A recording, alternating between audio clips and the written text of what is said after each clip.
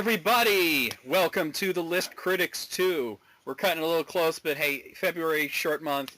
Jesse was sick last week. We couldn't record then. He had viral pneumonia. Still getting a little bit over Which it, but I I'm here for diagnosed you. over Facebook Yes. because I'm good like that. I mean, he did go to a doctor and confirm. Yeah, confirmed. But I told her, it sounds like you got pneumonia. Yeah, still got a little bit of a cough, but I'm here for you people. Let's bring the fun. Good. You sound pretty good. Okay, let's get deep with Tumblr, huh? Let's get deep. Tumblr gets deep. Okay, politically incorrect walrus says, I love the term partners. Are we dating? Are we robbing a bank? Do we run a legal firm? Are we the dedicated detectives who investigate these vicious felonies and are members of an elite squad known as the Special Victims Unit? Who knows? I like the last one. Yeah, it could be any one of those, yeah. Yeah, I don't know. What do you think when people come up to you and say, we're partners, or they're my partner? If somebody says that's my partner and they're not wearing a suit, I assume they mean, in the gay way. Yeah, what if they're man and woman? Then I assume it's a business thing because nobody says that. But they would say, hey, this is my lady, or this is my girlfriend, or whatever. I know this couple I never understood why gay people do that. Why would you say this is my boyfriend, or, Tanya doesn't say that Carissa's her partner. She says, this is my wife. Yeah, just say what it is. Because I know this couple that they won't call themselves boyfriend, girlfriend because something label, something the patriarchy. So they say that they're partners in life. Which is still a label. Sigh. That's like some fucking Gwyneth Paltrow shit right there. That's the goop right there. Gwyneth, when she got the divorce, she called it a conscious uncoupling. That is so clever, though. It's funny. Shut up, you big bird-looking bitch. All right. Big Bird? She does look like Big Bird. That stupid TARDIS sound says, y'all keep saying that 2012 being the end of the world was a hoax, but has any year since then actually felt real? We did this one already, but... And my ass teal says this post fucked me up. Yeah. Yeah, we that one for. Joe Shower Thought says the terms bullshit and horseshit refer to the truth or untruth of information. Batshit and apeshit refer to one's mental state. Chicken shit refers to someone's lack of courage or fear. Wow. Yeah, I guess so, specific animals equaling specific shit. And pig shit response. Pig shit equates happiness. Oh, happy like a pig in shit. Yeah. Huh. Me and Andrew and Charlotte watched Batman Begins last night, and yeah, when Andrew's gonna show a movie that he knows I'm looking forward to, he likes to ask me, "Are you ready for this next week or whatever?" And I always say something like, "Does the Pope shit in the woods?" Okay. Does the Pope shit in his hat? So it's something to do with Pope shit. Emily KXLD Win says, "Someone, what's your ringtone?" Me, who has had their phone on vibrate since 2008. It's kind of a weird concept. My ringtone is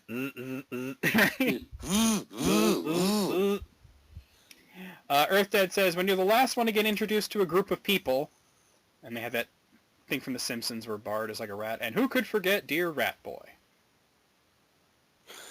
Oh, you're in a group of people, you happen to be the last one. And then there's weird. Jesse. Yeah, and then of course, last but not least, with them as always, dear old Armageddon time. With them as always, yeah. Old BPD entity says it's not a real party until you sneak away to the bathroom to question your existence as you stare at yourself in the mirror. Ha ha. Oh, geez, that went somewhere. Doesn't sound like a very fun party to me at all. I mean, I've gone into the bathroom to question some things, but yeah. Not necessarily my existential existence. I know, right? What's funny is we're in our 30s here. Our idea of a great party would be just chilling out and doing nothing, right? Doing nothing, having a few drinks and talking. Yeah. Yes, drinking, pizza perhaps. Yes, and maybe some loud television. That's all we need. Video games. Even just background noise. Yeah, video games. Oh, yeah. Drunk just video games. Just something where you could just chill and just relax. You don't have to be... We don't need that shit anymore. Yeah, people jumping into pools with animals. You're like, what? Oh, yeah. Oh, what a savage. He jumped in with a pig. You know, like, what? Where'd he get it? Who cares? All I right, mean, I'd watch the movie, but Godless Son, Hey Mite says, I would date an actor just so I could tell people that my boyfriend's an actor, and they'd be like, oh, what's he been in? And I'd say, me, and raise my wine glass and laugh, because in this scenario, I'm at a fancy cocktail party. these scenarios, people are just inserting themselves into. Something got inserted in that one. No, a penis into a vagina, perhaps. Ooh, yes. Unshrink says, last night I heard my mom telling my dad, I have 2 children, stop being the third. Yeah. Yeah. Ryan says, what the fuck is an emotion now, and it's the only one I have. Oh, jeez. Yeah, pretty much. That's kind of. Actually, I don't. It's not sad. It's not good. It's just true. It's just true. What the fuck? It is what it is. Durbikin says, sees an airplane at night. That's a UFO. Okay. You know, for me, it would be. Yeah, I see something flying in the sky. Not I'm like, identified, right? I don't know what it is. This this guy. Okay, so Silly Dice May post a picture of you know those cinder blocks with like holes in it? Yeah. And there's these two. There's one cinder block with like 2 holes, and there's these 2 dogs poking their heads through the holes. Oh. And they're both labs. One's a black lab, the other's a yellow lab. And it says, one of us tells lies, and one of us only tells the truth. You may ask one question. Oh, that's like some labyrinth shit. Yeah, it's exactly from Labyrinth. And then I'm sorry, not Turbo, but TurboGrafx 16 says, who is a good boy? Oh, no. That's the question. Oh, that's so good. I like it. Brownington says, only gamers will ever know what this means. And it posts a picture of a plaque that they must have made themselves, like an Xbox achievement thing. It says, achievement unlocked, obtain a wife. And Durbikins replies with, true gamers will never know what this means. Oh. By the way, that's the same guy as the UFO one. Oh, really? Yeah. FX Rensicate says, well, they post a picture of this cat under a blanket, and it's like sticking its tongue out. And it says, oh. I don't know why I'm laughing so hard, but I am. And that's completely irrelevant, says, hello, I am the darkness. And it's a black cat. All you see is eyes and a tongue. Aw. I bet it's super cute. It's actually not. Oh. You know how some kittens have like that flat face and it's kind of unnerving? Oh, I think the flat face is cute, though. I don't like the flat face kitties. I'm sorry. Oh, flat face kitty. Shipping Sabrielium says, what if you went to a parallel universe and you were going to meet your evil self, but the version of you there is actually really nice and you're the asshole? Oh, self-realization. And I want the cast says, sounds about right. I think they did that in that horrible fucking Scott Pilgrim movie. You didn't like that? I love that movie. I did not like it even a little bit. Actually, that was the only part I liked, where he met evil Scott, who was like a nice guy, because Scott was such a piece of shit. I own the movie on Blu-ray. Andrew's a huge Scott Pilgrim fan. He made me watch it. I thought it was going to be enjoyable. I was bored to tears. Oh, I loved it. It certainly helped that it took place in Toronto, and they mentioned. Well, pizza. it did definitely immerse itself in Canadian culture. That's one thing I'll give it. I think that definitely pushed it over the edge for me enjoying it. That's for sure. Official White Girl says first base. Oh, we've done this one. It's the first base anal one. Yeah. Let's just skip that. Really Lame Blog says don't insult someone's smile. This is another repeat. Uh-oh. Well, I did this one with Tanya, so now you hear. Really Lame Blog says, don't insult someone's smile. What the fuck? It's something that happens naturally when they're happy. Just let them fucking be. Why would you try to knock someone down like that? And you wanted, Guy says, or their laugh. Like, seriously, fuck you. Yeah, I mean, you can maybe think in your head about, man, that's a really weird laugh that they got, but you don't got to call them out on it. Yeah. Stephen Hawqueen says, the U.S. is unreal. Like, girls can't wear shorts to school, and you can literally lose your job for being gay, and unarmed black children are brutally murdered on the regular, but old white people are still like, what a beautiful country. I can freely carry a gun for no reason, and some of our mountains look like presidents. God bless. Yep, this is the world we live in. Oh. That was so bad. Yeah. It. It was unintentional until I said it. No, okay. I was hoping so, because that's not how it goes. No. And Peaceful Moon replies with, this is literally it. This is what it's like. Yeah. Heliolisk says, so many potatoes in the world are waiting for me to eat them. Can you imagine that they're actually waiting, like they're looking forward to it? Like Sausage Party in the beginning. I haven't seen that. Oh. Well, I guess not really. Yeah, that'd be pretty fucked up if you knew your food was like, oh god, I can't wait to be eaten. Oh, baby. Spooky Folk says, stop for just 1 second. Think of all the people you've secretly had a crush on. All the people you found attractive but never said anything to. Every stranger you've temporarily fallen in love with on public transportation. All the people you've dreamt of and thought of in the early mornings. And now take a moment to realize that they're lizards, all of them. They were all reptilians in disguise. Illuminati confirmed. Yeah.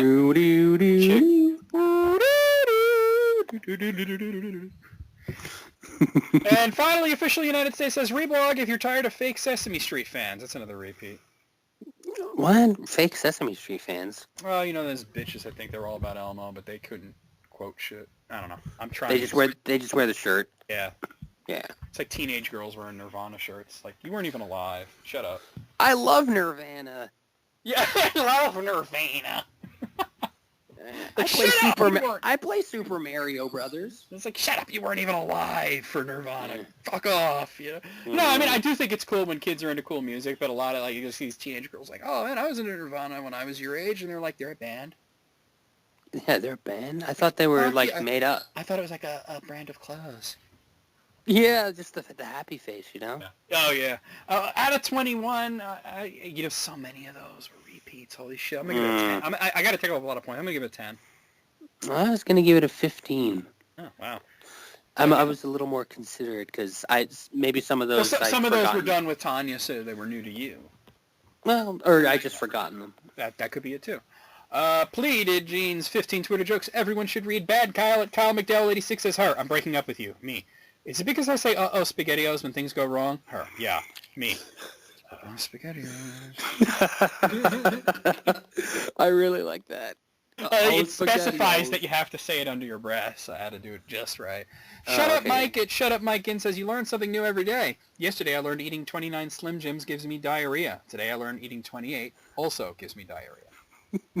You'll find the sweet spot soon. Yeah, right? Just keep reducing it by 1 until you don't get diarrhea, right? Oh, that's going to be a shitty month. Yeah, or die from sodium poisoning. Yes. Drink a lot of water. A lot. A lot of water, yeah.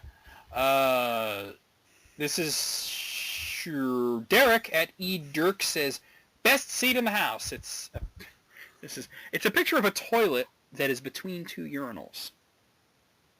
Oh, I don't know about that. There is no partition or shielding of any sort. I don't know. Is that? Are you sure about that? The best seat in the house? Well, you have people. I don't know if you've heard of this thing. It's called sarcasm. Yeah. That's the joke. That's the joke. That's the joke. Sean at Online Sean says, combine all sports into one sport called Ballstorm, and then maybe I'll watch it. Ballstorm. Ballstorm sounds awesome. It sounds like either the most 90s video game ever or it's porn. Just make Blurn Ball a real sport. Sports ball. Sports ball, yeah. Chelsea Lockwood at Chelsea L says, asked a Target employee if I could open this camera before I buy it, and he said he wouldn't even care if I killed someone in front of him. Oh, jeez. Psycho. You work at Walmart. You could probably relate somehow. Yes. I am dead inside about it. Like really, I mean, like I know you're working when there's not customers around, but like if you saw somebody like shoplifting, do you really care that much? Like, are you gonna be like, oh, I'm gonna go tackle that guy or what? No, the only thing that gets on my nerves is when I find all these like opened up electronics things in the pet food section stuck behind all the food, and I got to deal with it. Oh, that's weird. And makeup. People steal makeup and electronics and stick it all behind the pet food. Well, then they're not really... Are they really stealing it if they're leaving it there? Well, no, the package is open and everything's taken out. So like they take like like the fucking charger or the iPod or whatever out of the package and then Yeah, stash because the package itself behind. has the Yeah, alarm I on it. get you. Then they stash the package behind a 50-pound bag of Old Roy, And that's what I got to and deal with. Yeah. nobody finds it for weeks. Okay, Fuck, the Old Roy. God. yeah, who buys that, man? They're so heavy. There's The so Old many. Roy. By the way, if anybody doesn't know, Old Roy is a brand of dog food that it's like you get a 50-pound bag for like $5. It is the cheapest thing amount. It's like, to me, feeding your dog Old Roy would be like trying to feed your kid only SpaghettiOs. And that's it. Floyd at DeFloyd says first date her. So do you prefer cats or dogs? Me scanning the menu. I don't even see them on here. What page are you on? That's a date that either ends right there or it goes really well. Yeah, that's kind of the linchpin moment. Yeah, I mean, if she takes it as a joke and says, haha, that's funny, then, hey, you might be onto something there. But there's also the in-between where she's like, huh, and then just keeps going. Like, you're not sure how to react. Yeah. LOL at LOL posts a picture of the sewer grating. It says Sigma water meter on it. And she says, world's worst sorority. What? Sigma water meter, yeah. Yale at L91 says, shoes are just strap-on floors. Yeah, kind of. Well, maybe. I don't know about that one. I mean, it's not, I get it. It's not funny, but I get it. Yeah, it's not funny. Sarcastic Sapien at Sarcastic Sapien says, I stay in shape by drinking lots of water during the day and exercising by walking to and from the bathroom 40 times at night. I can relate to that because I drink a lot of water and a lot of coffee and I have to pee a lot. That was me for the past week, just constantly filling my glass with water. It was never empty. It was the bottomless glass. I like this one. Ye Green at Ye Green. I don't know if this is going to come off through voice. It's alien family passing Earth. Door lock noise. That's pretty good. Amanda MW at Manda Like Wine says, whenever you're having a bad day, just think of the guy who has to put the circus tent back in its bag. I want to imagine that there's probably like 10 or 15 people that all do that together. And it isn't just like one solo bag. Yeah. Pete Mandick at Pete Mandick says, and by the way, it's M-A-N-D-I-K, not like man and then dick. Tuba equals terrible underwater breathing apparatus. Oh, yeah, I guess so. Well, to be fair, any musical instrument would make a terrible underwater breathing apparatus, but tuba stands for that, so that works. Yeah, it works. Way to go. I mean, a violin wouldn't do you much good either, but... No, I guess not. Frank Whitehouse at Wheel Todd says, I had a rough childhood. I saw things no one should ever have to see. For example, The Phantom Menace. Oh. That's right. I like The Phantom Menace. That never bothered me. It's good enough. That Attack of the Clones, though, that I could do without. It's a hard watch. It's a hard watch. That I could do without. But yeah, Phantom Menace, it's fine for what it is. Yeah. I think people were just expecting too much. Yeah. Oh, yeah. Tommy Tough Stuff at Tommy Tough Stuff says, after losing a rap battle, how did he get a hold of my credit score? Wow, you really lost.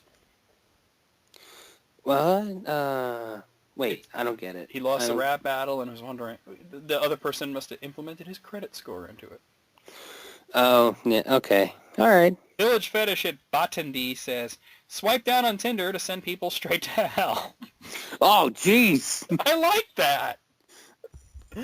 Oh. Yeah, why can't you go 4 ways with Tinder, you know? So what would up do? Heaven, of course. Oh, okay, yeah. Well, there you go. Out of 15, there was only really 1 or 2 that I didn't like. I'm gonna give it a 13. What do you say? Nah, I felt a little less about it. I'm gonna give it a 10. Okay, I told you about this one shortly before we began, and it's another Twitter thing, but this is exclusively Gordon Ramsay's Twitter. Yes. People have been sending pictures of their food to Gordon Ramsay and asking for his opinion, and of course, a lot of these people are looking to get roasted. Much like the food. Yeah. So John here posts a picture of like some rice and shrimp and and string beans, and I can tell you this rice looks overcooked as fuck. Oh no. It looks like you know, like rice from like fried rice from a Chinese food restaurant that isn't doing so well. Like it's been sitting and. Yeah. Gordon Ramsay says, "John, your rice looks older than me." uh, Okay, so somebody posts this blackened meat product thing. It says, "At Gordon Ramsay, how's my grandmother's food looking?" And Gordon Ramsay says, "Cremated, ashes to ashes." It is so blackened, I can't even tell what meat it is. it's just charcoal. It's just it's just carbon. It's carbonized fully. That's terrible. This person just literally posted a picture of 2 dinner rolls, some chips, and a fucking, you know, the canned beans. Homemade chips with burgers. Fancy some? And Gordon Ramsay says, "Did somebody steal your burgers?" All you see are the buns. There's no meat in there. Okay, so this person posts a picture of looks like a traditional British roast. The potatoes and the Yorkshire pudding and all that. And it says, at Gordon Ramsay, "I don't think you have anything bad to say about this." And Gordon Ramsay says, "What is this?" What? That's it? I don't think you, because he said, "I don't think you have anything bad to say about this." He says, "What is this?" Yeah, Nice. that's good. Yeah. Hey, the dinner does look good, though. Oh, all right. Okay, so this person says, it posts a picture of like one of those like school hamburgers, like, you know, the burgers you get at school. Oh, yeah. The school's burger, what do you think? Sigh, we eat this every day. Depressing. I've seen better food in prisons. You know, probably has. Actually, I've seen an episode of The F Word that pretty much proves that he has. Oh, no. Oh my god, that is disgusting. What is this? It looks like, okay, there's some chicken on there, some sort of like vegetable mush that's been cooked 3 ways to hell, and some green slime that might have been guacamole at one point in the distant past. Oh, Lord. It just looks terrible. At Gordon Ramsay, do you like our fajitas and homemade guacamole? It just looks like your dog stopped by on your plate. It looks damn rancid, man. That comment was rancid. Damn. Oh. Somebody made a heart-shaped pizza. Oh, God. Homemade cauliflower pizza with tandoori chicken. Thoughts? Gordon Ramsay, heartbreaking. Cauliflower pizza. This shit, I knew someone that made cauliflower pizza, and they said it turned out pretty good. No, this is not what you're thinking. It's not cauliflower on a pizza. This is trend of replacing bread with cauliflower in recipes now. It's got a cauliflower crust. What? No, okay, that's not what I was thinking. It don't sound good, yeah. This person posts a picture of a poached egg noodle soup, to which Gordon Ramsay says, "Looks like toxic scum on a stagnant pool." Oh, wow. Honestly, it looks like a swamp had TB. Oh, jeez. That's what it looks like to me. A swamp at TB. That's good. That's what it looks like. This person posts a picture of what looks like might be a McRib that's been left out in the sun for a few years. Oh, the rib witch. This is my the rib witch. The animal that we used to make it went extinct. Pigs? No, I think smaller, more legs. Yeah. This is my school's idea of a barbecue beef burger. Please confirm my suspicions that this is roadkill. Because the it does look like it has tire tread. It says, Gordon, no. "Are you sure there's beef inside that weird-looking rectangular thing? Schools should know better." God. Grade F meat. Grade F meat. I've been watching some Simpsons, so it's kind of on my mind. It's grade D-.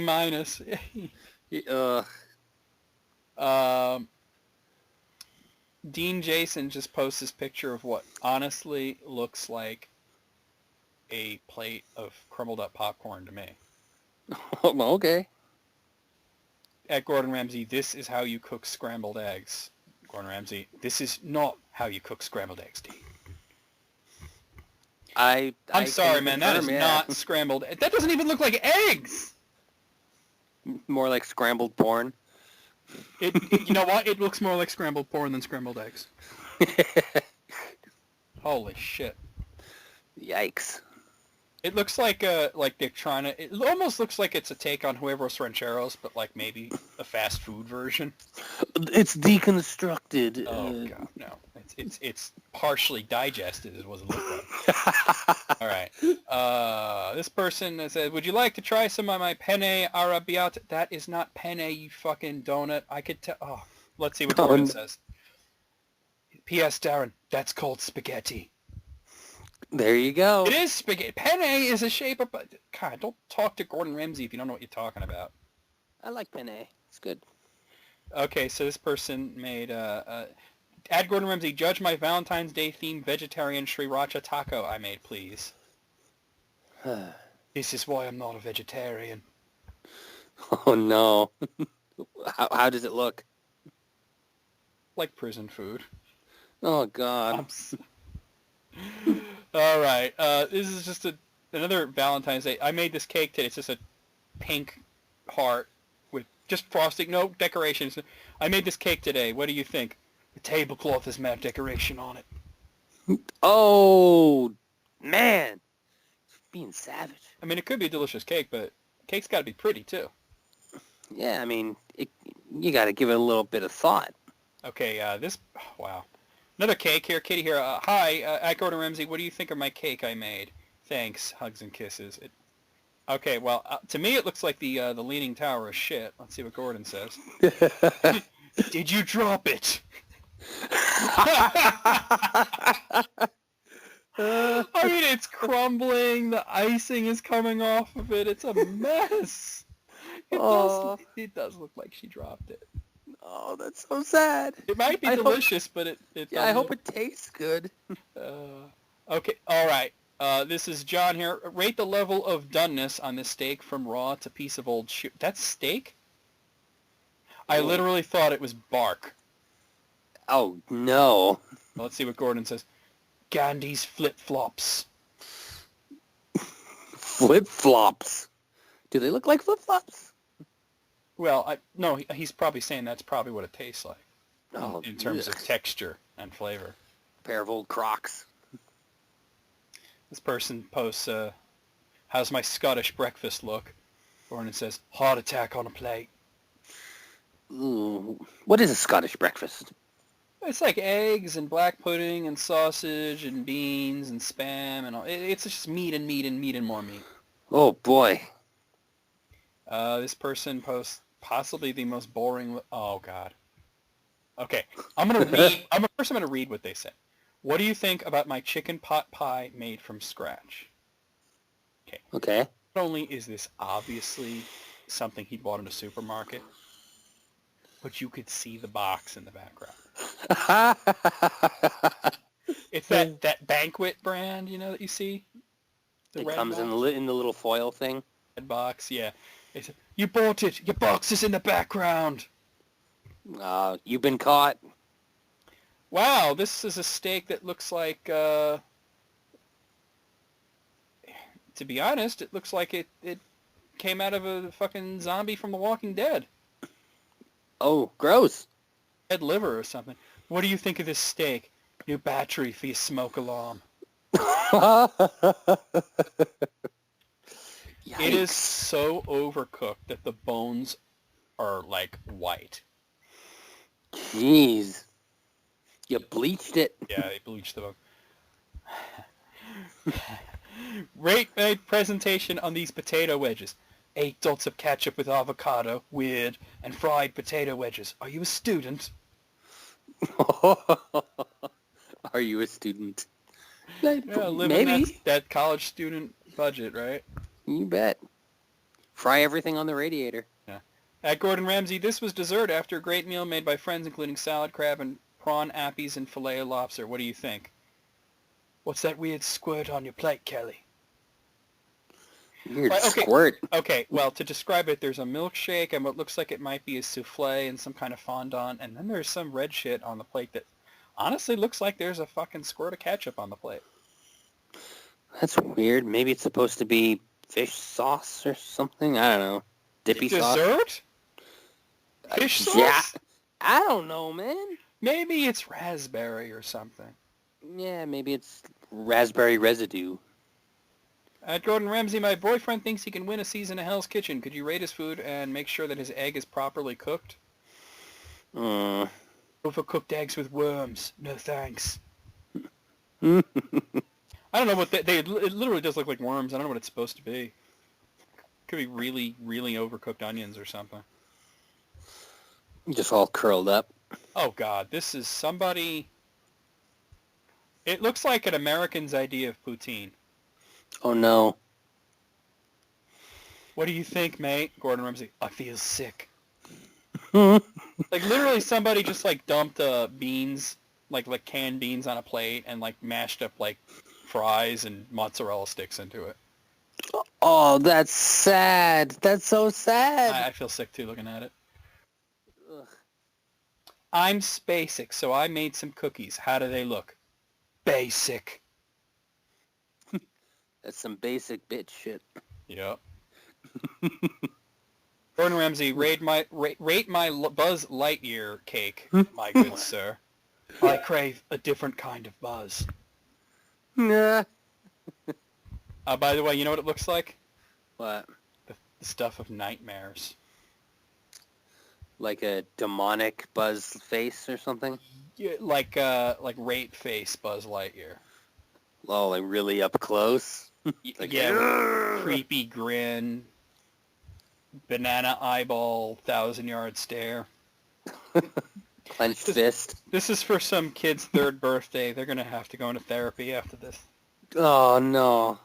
Just get him a Fudgy the Whale. Yeah. Fudgy the Whale. Let's move Fudge the Whale. At Gordon Ramsay, I made cinnamon rolls. What do you think? He actually says, not bad. Wow. What? Really? Wow. You Gordon. did it. They do look good. You done it. Good. Thoughts on the chicken and waffles I prepared? How many days did you cook the chicken for? Oh, no. Is it completely just chalk? It is the color of freshly tilled soil. Oh, that's good. How many days did you cook the chicken for? And I love how they think they're being fancy by sprinkling a couple of scallions on it. Like, that ain't gonna save it. I am sorry, but that don't work. But I put the scallions on. Okay, breakfast A or breakfast B is the choice on this one. One is just avocado toast, and the other is, like, I don't know, sausage and ketchup on toast. Yeah. Rather wait for lunch. Yeah. Agreed. Oh, man. Oh, my God. There's some white people chicken here. Unseasoned ass, stuck in the oven, not Bland. color, yeah. College cooking, chicken breast with garlic and paprika as well as some spinach. It tastes good at least. What do you think? Nothing worse than 2 dry breasts. Yeah. Wow. Gordon, you cheeky bastard. You cheeky All right, motherfucker. what is this even supposed to be? This next one literally looks like a bird shit on a plate. Oh, it's an Some white- omelet. It looks like bird shit. Just white droppings. And this bird was sick. Ugh. Oh, have you been sick? Hmm? Oh, that's the last one. I was having fun, but Like baby throw up. no, like I said, there's a bird that threw up, and the bird has lung cancer. Oh no. That's what it looks like to me. It's really bad. Damn. How do you even call that? It's not even in any discernible shape.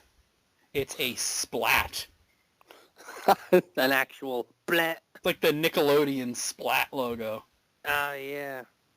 I've actually seen better lists of Gordon Ramsay's roasting people on Twitter, so it's slightly disappointing to me. Out of 29, I'm gonna say 18. I had another list. I don't have a link on me right now of his responses, and they were way better curated ones than this. Well, I have yet to see that, so I'm saying 25. I thought that was hilarious. I mean, it was funny. It's just I literally have seen better. Okay, I have a thing on shower thoughts here, and I would say shower thoughts are the best thoughts, right? They're very strange, but oftentimes true. But shower farts are the worst farts. Oh, the wet. Oh, yeah. They're just. I remember I said that to Tiny. Go, shower farts are the worst farts, and she goes, no, dog farts are the worst. I said, well, imagine if the dog was farting in the shower. Oh, that's double. Double trouble. Mosquitoes are like dirty used needles that can fly. Yeah. Horrifying. That is true. It's horrifying too. Yes. It is considered lazy, but going to bed early is not. Yeah, why is that a thing? Huh. Like, what does it matter what time you wake up or what time you go to bed, as long as you're getting everything that you need to get done is done, right? It's like one of those Arsenio Hall, make you go, So things that make you go, Yeah. It would be really weird if emotional dramas had cry tracks similar to sitcoms with their laugh tracks. Oh, no. Well, I mean, sitcoms did have those, oh. Yeah. Or like, if something genuinely sad, it's not like, oh, it's like, ooh. Yeah, well, you know what? Instead of like cry tracks, they would have that cheesy emotional music. The Full House, we learned a valuable lesson. Oh, very special episode. Yeah. Girl Scouts is basically a brand name cookie company that gets away with child labor. They do make good cookies. I gotta tell you, I'm so happy when I see those Girl Scouts, though. Because of the cookies. Because of the cookies. I come up to them and they're like, "How did you?" And I'm like, "Samoas." Yep. Samoas. I don't need the sales pitch, little girl. I'm fat. I want cookies. It's like dealing with the soup Nazi. Just cookies. Yeah, money. just Samoas. Move to the left. They're always like coming up to you and trying to be adorable. And like, you don't have to do this. It doesn't have to be this way. I'm sold. Just give me. Yeah, you don't gotta sell me. Yeah. I've already. Here's bought my and sold. $3. Just give me the box, girl. Come on. Give me 7 boxes. If you attempt to rob a bank, you won't have any trouble with rent or food bills for the next 10 years, whether or not you are successful. Ha! That is true. That is true. Little wordplay, yes. If I was told I have 6 months left to live, I would approach it as any other deadline and probably just be lazy until the last month. Yeah. Yeah. Yeah, just continue, live like you'd be sad, and then you just continue living life. It reminds me of, because you've been doing Simpsons references, I'll do one, like when so he says to Homer, live each day as if it's your last, and he just starts breaking down, crying, I don't want to die.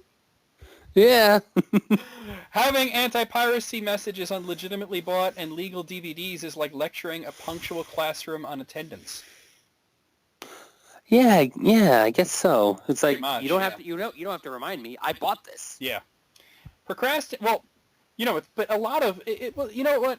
The thing is, a lot of the illegal ones are literally just copies of the legitimate one. So the messages are still there. Probably. They'll still include it. Yeah, I guess so. Procrastinating is just enjoying all the side quests in life whilst you delay the main quest story mission. Oh, man. That is a very positive way of looking at it, I guess. Like playing an Elder Scrolls game. Yeah, it's like, I know I'm supposed to stop Alduin the World Eater, but these meat pies ain't going to cook themselves. Yes. I want to talk to every single person in the world except the people I need to. I wonder if I could wipe out all the chickens in Skyrim. Is that a mission? No, I'm just saying that's like a thought that somebody might go through. Yeah. Like that one guy who removed everybody in Whiterun's clothes. Oh, really? Because if you get your pickpocket skill high enough, you can remove equipped items. Oh, no.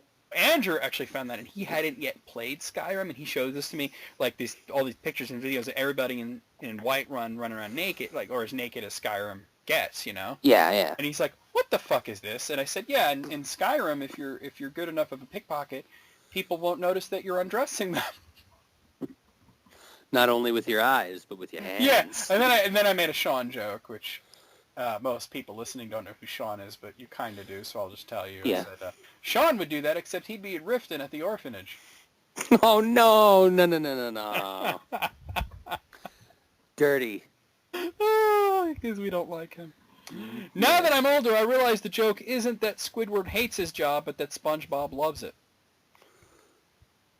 Yeah, I never got into SpongeBob, so I don't But know. it is a thing that like I never watched it either, but I do know the whole thing is that he really loves his job, and it's like, he works at a burger place. Why would he love it? What is wrong with him? Maybe he just loves that he has a job, Yeah, or maybe he's just passionate. do what about you like. Do what you like. Well, that's the thing. That's why SpongeBob's such a derp. I haven't heard a damn thing about Acid Rain since high school. Neither have I. Come to think of it. Yeah. No, did they fix that or what? Like, or was it ever a thing at all? Like, or was it just like something that was blown out of proportion? Like, is it only if there's like smog and then it rains at the same time? Like, I don't know. I think the thing is, it was probably that the pH balance in the water was a little off, and people were concerned about it. But then the media turned it into it's raining acid, Metal. Yeah, Metalocalypse? I can never say it. Yeah. Death Clock Metalocalypse. comes out and just starts shredding. Yeah. Mermaid. Yeah. If Wile E. Coyote had enough money to buy all that Acme stuff, why didn't he just buy dinner? Oh, my friend, you don't get it. It's not about the dinner. It's about the challenge. Yes, a coyote's purpose. That's like saying, why doesn't Pepe Le Pew get a hooker? Right? It's all about the chase and Yep. conquering your goals, life goals. Right now, Friends could be rebroadcasted as That 90s Show. Yeah. Still be just as boring. Yeah, I was going to say, if they did that, it would probably be just as successful as That 80s Show was. Oh, that show was hard to watch. It was hard to keep on the air, too. Yeah. Eight episodes, I think. Botox could be considered a performance-enhancing drug for poker players. Because they won't show emotion. Okay. I get you. I have never seen a plus-sized male model. Now there's a good point. Well, actually, I guess you would if you're looking at like the Big and Tall catalog, but yeah, like you can be like big, beefy, bulky men. Yeah, but he's talking about like the a little bit of weight. Yeah, I'm talking about like that movie Back to School with Ronnie Dangerfield. Oh, you tall and fat, come down my warehouse. Yeah. All right. Out of 14, I'm gonna say 12. I enjoyed those. I'm gonna be right with you on 12 there. That's good. All right. What do I have? Okay. Let's see. I have a list here submitted by Will Hamar Jr. Yeah. It's his top 100 favorite games of any system. Oh, video games. Okay. Yeah, video games. Yeah. Most of his lists are video game lists. So we're not going to see like Tiddlywinks or Snakes and Ladders. We might. Who knows? Who knows? I mean, they made Monopoly into a video game. Oh, then yeah, you got me there. Can you imagine like going to the Toys R Us or Toys A or whatever the hell it is in Canada and you the Toys A. You shell out your $60 for the Monopoly NES game and it's just like, yo, bro, we have Monopoly in the back for like $15. Yeah, why are you going to spend that extra money so you can digitally play something? Well, maybe because it was fun, but at the same time, I guess you know what? I just realized at least you can't lose the pieces. Yeah, but then again, it's only one cart. If you lose a little bit of money, whatever. All right. Okay. 100 favorite games. We'll go by tens and then make comments. Number 100, Lion King on Super NES. Number 99, Tin Star on Super NES. Number 98, Bushido Blade on PlayStation. Number 97, Super Ghouls and Ghosts on Super NES. Number 96, Mario Kart on Super NES. Number 95, Vector Man on Genesis. Number 94, The Grinch on Dreamcast. Number 93, Armored Core on PlayStation. Number 92, Ultimate Doom on PlayStation. And number 91, Final Fantasy VIII on PlayStation. Holy shit, one of these things does not belong. A couple of them doesn't belong. The Grinch? Final Fantasy VIII? Yeah, but at least it's, more playable, more of a game. Star. I thought it wasn't that bad. I just think it's hilarious that game exists. I remember I only played that because somebody requested it back in the day, and I never heard of it. I'm like, what the hell is Tin Star? I did not expect a robot cowboy game. I rented that from Blockbuster, I remember. But maybe it felt to me like that had to have been like based on a show or something. Yeah, it definitely looked like it wanted to be like Like some that kind can't of. that can't just have been an idea that somebody had for a video game. That had to have been based on a cartoon or something, right? I think it was though. I think it was its own game, like its own Really? thing. I got. You know what? I gotta Google. I gotta find out. Okay, well there was a movie called Tin Star, but that's 1957. I don't think that's it. Yeah, what with the robot cowboys? Dude, Tin Star, like the game Tin Star, is on Steam. Get out of here. Wait a minute. Maybe use the mouse.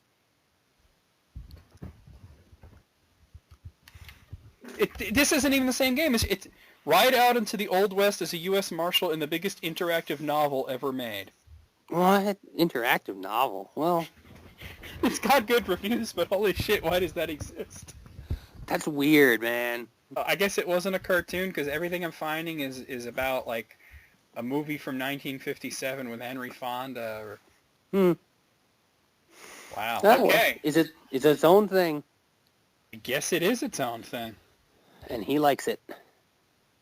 He likes Tin Star marginally more than The Lion King, but marginally less than Bushido Blade. The Grinch on Dreamcast, though. Oh God. Oh well. Number 90, Tomb Raider 2 for PC. Number 89, Oddworld Abe's Odyssey on PlayStation. Number 88, Tony Hawk's American Wasteland on PlayStation 2. Number 87, Dragon Ball Budokai 2 on PlayStation 2. Number 86, Fighting Force on PlayStation. Number 85, Donkey Kong 64. Number 84, Mario 64. Number 83, Driver 2 on PlayStation. Number 82, Castlevania 2, Belmont's Revenge on Game Boy. And number 81, Sly Cooper and the Thievius Raccoonus. He doesn't say it. It's on PlayStation 2, though. Man, this guy's got a little bit of everything. Not bad. That's It's a pretty mixture good of right good there. games and crap. Yeah. Castlevania 2 Belmont's Revenge was pretty hot, though. By the way, have you heard it? There's going to be a Castlevania series on Netflix. What? Yeah, What? you haven't heard this? No. Oh, yeah, Castlevania is confirmed for Netflix. Is it a cartoon? No. Oh. It is I not. don't know why, but I thought it'd be like a cartoon or an anime or something. No, this is live action. Get out of here. Or And maybe it's not. No, actually, no. See, this says animated. Okay, it is animated, okay.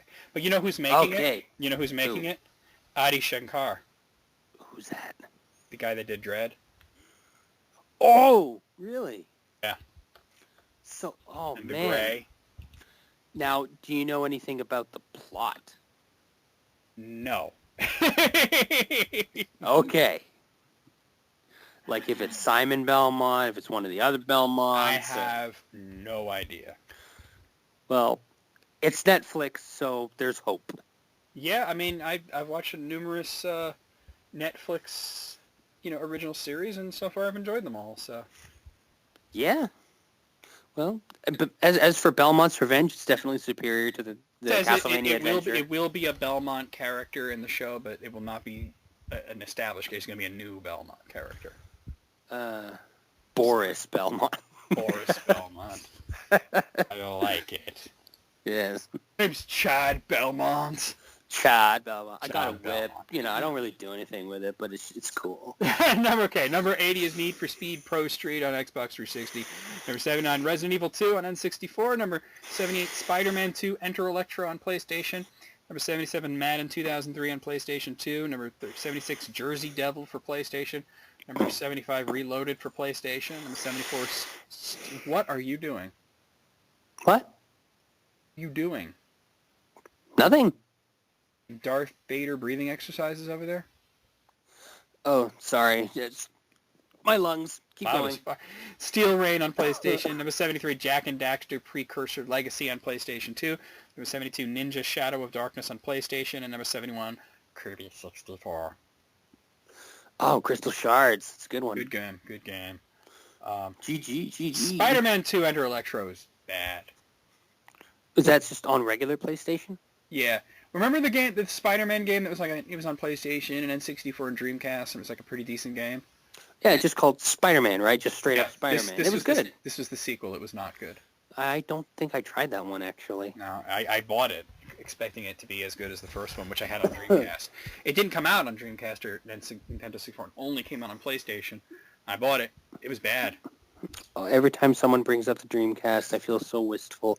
I had all the good Me games too. on that system. Me too. I had Marvel vs. Capcom 2, the best version of that. I had that too. That was one of the first Dreamcast games I bought. Oh, well. Number 70, Conker's Bad Fur Day on N64. Number 69, Urban Chaos on PlayStation. Number 68, Tony Hawk's Pro Skater 2 on PlayStation. Number 67, Diddy Kong Racing on N64. Number 66, Legacy of Kain Blood Omen on PlayStation. Number 65, Tomba on PlayStation. Number 64, Dino Crisis 2 on PlayStation. Number 63, Def Jam Fight for New York on PlayStation 2. Number 62, Treasure of the Deep on PlayStation. And number 61, Split Second on Xbox 360. God, I don't even know how to rate this. This is everywhere and everything. Well, it does favor PlayStation a lot because he is a big PlayStation fan, which is fine. So am I. But most of these games are decent games. Yeah, like even Def Jam Fight for New York, I had a fun time. It was a rental, but it was a good rental. I mean, I really liked Legacy of Kain Blood Omen. Yeah, the Legacy of Kain series, right? Well, that was the first one. That was the one that was like a dungeon crawler. Mm-hmm. Tomba was a good game. I don't know about Dino Crisis, though. Dino Which one? Crisis was dumb. That's, what, Resident Evil with dinosaurs? In the third one? Yeah, but it's in space. Yeah. Number 60, L.A. Noire on PlayStation 3. Number 59, Metal Gear Portable Ops on PSP. Number 58, Grind Session on PlayStation. Number 57, SSX Tricky on GameCube. Number 56, NFL Street 2 on PlayStation 2. Number 55, Greg Hastings Paintball on Xbox. Number 54, The Warriors on Xbox.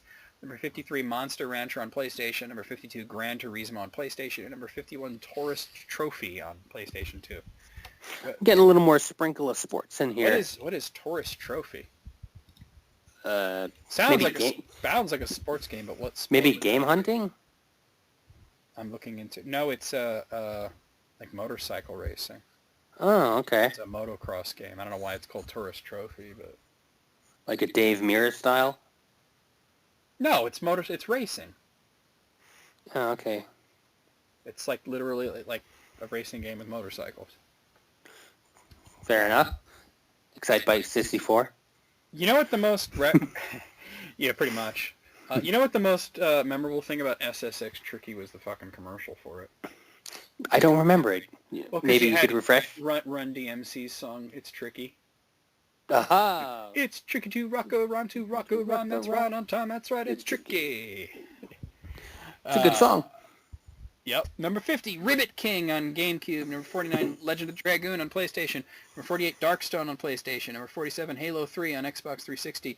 Number 46, Naughty Bear on Xbox 360. Number 45, True Crime Streets of New York on PlayStation 2. Number 44, Devil May Cry 2 on PlayStation 2. Number 43, Onimusha on PlayStation 2. Number 42, Silent Hill 2 on Xbox. And number 41, Midnight Club 3 Dub Edition on PlayStation 2. Dub Edition. But you said Naughty Bear. That's a game where I would see it on the shelf and I'd go, that looks weird but interesting, and yet I'd never picked it up. I would see that and I'd be like, why does that exist? Like, why is that a thing? I don't know. They made a sequel to it, Naughty Bear 2. So clearly Naughty Bear was not well received. What do you do though? Like from the back of the box, it just looked like you're a weird bear and you follow people around like Sneak King. No, well, I think it's closer to Manhunt than Sneak King. Oh, geez, really? Yeah, but it got really bad reviews. So. Oh well, I'm glad I never picked it up then. Of that, yeah. All right, number 40 is I Am Alive for PlayStation 3. Number 39, Medieval for PlayStation. Number 38, Red Dead Redemption for PlayStation 3. Number 37, Intelligent Cube for PlayStation. Number 36, Kingdom Hearts for PlayStation 2. Number 35, Tekken 3 for arcade. Number 34, Legend of Legaia for PlayStation. Number 33, Diablo 2 for PC. Number 32, Tomb Raider 3. It doesn't say, but it's probably PlayStation. And number 1, Gran Turismo 2 for PlayStation. Yeah, there is a lot of PlayStation on here. PlayStation 2. You know what I'm noticing about this? There's not very many older games. I mean, there was a couple of Genesis, Super Nintendo, but not very many. But there's also not a lot of new games either. It's right in the middle. It's very much in that early 2000s, late 90s that realm. Like, you're not seeing anything that's like NES, but you're also not seeing anything that's like Xbox One, PS4, you know? Maybe that was his childhood. I'm kind of thinking that, yeah. I'm kind of thinking that you might be on That's the butter zone of Butters. growing up. the butter zone. Yeah. All right, number 30, Gears of War 2 on Xbox 360. Number 29, The Indigo Prophecy on PlayStation 2. Number 28, Guitar Hero World Tour on PlayStation 3. Number 27, The Game of Life on PlayStation. Number 26, Killer Instinct Gold on Nintendo 64. Number 25, Time Splitters 2 on GameCube. Number 24, Legend of Zelda Wind Waker on GameCube. Number 23, The Sims on PC. Number 22, The Orange Box on Xbox. Number 22, Panzer Dragoon 3 on Xbox. And number 21, Grid 2 on PlayStation 3. Man, there's some real gems in there. Is it cheating to include Orange Box? I don't know. It's all on one disc. Yeah, I mean it's a couple of games on there, right? Yeah. I mean, what is that? That's like Team Fortress 2 and Half-Life 2 and Portal. And Portal, yeah. I don't know, but you had Killer Instinct Gold, which I love. Killer Instinct Gold. I did prefer the original, but I played both a lot. Yeah, I still prefer the original, but Gold was definitely a nice early N64 game to play. You know what was missing in Gold? You know what the first one had way better was the music was way better in the first one. Like, remember how it came with the CD? Killer Cuts. Oh, that was the shit, dude. That was Yeah, the shit. man. I listened to that on the reg. Me too. All right, number 20 is Blur on PlayStation 3. Number 19, Elder Scrolls 2 Daggerfall on PC. Number 18, XCOM Enemy Unknown on PlayStation 3. Number 17, The Wolf Among Us on PlayStation 3. Number 16, Need for Speed Underground 2 on PlayStation 2. Number 15, Metal Gear Solid Peace Walker on PlayStation Portable. Number 14, Metal Gear Solid VR Missions on PlayStation. Number 13, Gran Turismo 3 on PlayStation 2. Number 12, Final Fantasy X. He doesn't say which version, so I'm going to assume PS2. And number 11, Silent Hill Homecoming on Xbox 360. So we are getting some newer games. PS3, 360. Yeah, but we're still talking last generation. I mean, yeah. I But still. I think the newest game on here is The Wolf Among Us, like on the whole list. I haven't tried that series yet, but I'd like to, though. It looks... I like the Telltale stuff, so I probably like that. I'm not a huge fan of adventure games. Like, they gotta like really have a hook for me. Are there any that you actually enjoy, though? I do like the old school shits, man. Like, I used to play King's Quest back in the day. Yes. And Shadowgate, of course. Oh, yeah. Oh, the, what do they call those? Mac Ventures? Yeah, I like the quirky and randomness of it, you know? But what about, like, Back to the Future, the game? I haven't played that one. Oh, it's so good. All right. Ready for the top 10? Top 10. Number 10, Deadly Premonition on Xbox 360. Number 9, Gran Turismo 4. Doesn't have a... I don't know what system it's on. Number 8, Tony Hawk's Pro Skater 3 on GameCube. Number 7, Freakstyle for PlayStation 2. Number 6, Brutal Legend on PlayStation 3. Number 5, Crash Team Racing on PlayStation. Number 4, Star Wars Battlefront 2 on PlayStation 2. Number 3, Metal Gear Solid 3 Snake Eater. Doesn't say, I'm going to assume PS2. Number 2, Super Mario All-Stars on Super NES. And number 1, Metal Gear Solid The Twin Snakes on GameCube. Wow, that really took a left turn there near the end. Super Mario All-Stars. Yeah, Mario All-Star. Well, I mean, you can't argue with Mario, and then you're getting 4, possibly 5 games in one. Oh, yeah, if you get the Mario World one. Yeah, some of them had Mario World on it. But, wow, what is number 1? Snake Eater. Snake Eater. No, Twin Snakes. Snake Eater's number 3. Yeah, okay. It's interesting. I'm not into the series, but, well, I mean, I do watch Let's Plays of it, but, I mean, I'm kind of surprised, because isn't Snake Eater usually considered the best one? For me, yeah. No. See, the thing is, it is the best one. I still prefer the original Metal Gear Solid, and I did have the Twin Snakes. No, So, I mean, but Twin Snakes is pretty much the original, like, director's cut there, so. Yeah, with the fancy graphics. Yeah. Fancy graphics. Yeah. 100, what say you? It's hard. Just it is very catered to his taste, obviously.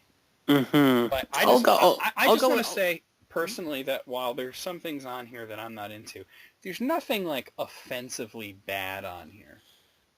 Yeah, there's no like Ride to Hell Retribution or anything. Crazy Right, Bus. well, he does. He does have that bad Teddy or whatever the fuck. Oh, Naughty Bear. Yeah, Naughty but, Bear, yeah. you know, Wow, I fucked that up. I turned Naughty Bear into Bad Teddy. Bad Teddy. That should be the sequel, Bad Teddy. Mm-hmm. What do you say out of 100? I'll give it a 75. I'm gonna, you know what? I'm gonna go right there with you on there. 75. Now, I have a list here submitted by John W. Himes through Facebook, and this is I think it's a really unique list because I've never seen this particular type of list before. It is from Ranker.com, and it is 19 characters whose heights you were totally wrong about. Whose heights? So this is like characters that you would think would be taller than they are or shorter than they are. Let's make it into a little bit of a game here. Okay. I'll say the character, and you tell me how tall you think they are. Oh, Jesus. All right. This might be a pain in the ass because you're probably going to say some metric shit here. No, I'll go feet and inches. Okay. All right. You could do that with no problem? I'll figure it out. Okay. All right. Well, let's see. Let's start from number 19, not from number 1, because that's no fun. Okay. Number 19. The OG Mega Man. I'd probably go an even 5 feet. You're not that far off. He's a little wee fella. He's 4'4". Oh, well, I was in the zone. You know, Mega Man doesn't have too much of a story, but I have a headcanon about Mega Man. Oh, boy. I always imagine that at one point in time, Dr. Light probably had a family and something happened, they died. Or so. He had kids at one point and they died. And that he built robot kids to cope. And that's why Mega Man's like a little dude, because he's literally like a replacement son. That's my headcanon. So he's Dr. Boynton from Astro Boy then.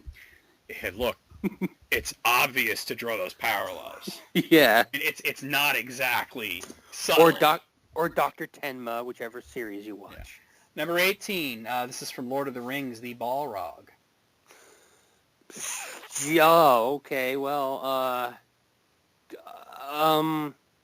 really, really big? I don't know. Here's the thing. The Balrog, you see him in the movie, right? You shall not pass. Yeah. He's big. He's about 3 times as tall as Gandalf, right? Yeah. But what the movies didn't really properly portray is how towering of a dude Gandalf was supposed to be. Well, his hat sure made him look really tall. The Balrog's supposed to be 18 feet tall. Good Lord. Yeah. So how tall is Gandalf supposed to be? Well, you see, they don't really go into. He's supposed to be like 6'8" or something. He's supposed to be really tall. So he's a tall dude. He's the tallest character in the series. That you know. I guess everybody else is like little hobbits running around. All right. Howard the Duck. 5'5"? How about 2'7"? He's much closer to actual duck height. Wait, the real Howard the Duck? Like from the comics. I was thinking of the movie. Well, you know, in the comics, he does come up to about Beverly's knees, so that makes sense. Oh, yeah, I was only thinking of the crappy movie. Yeah. Sonic the Hedgehog. Huh. How tall would you think Sonic the Hedgehog is? Like 5'2", maybe? Way shorter than he's 3'3". Shorter than Mario. 3'3"?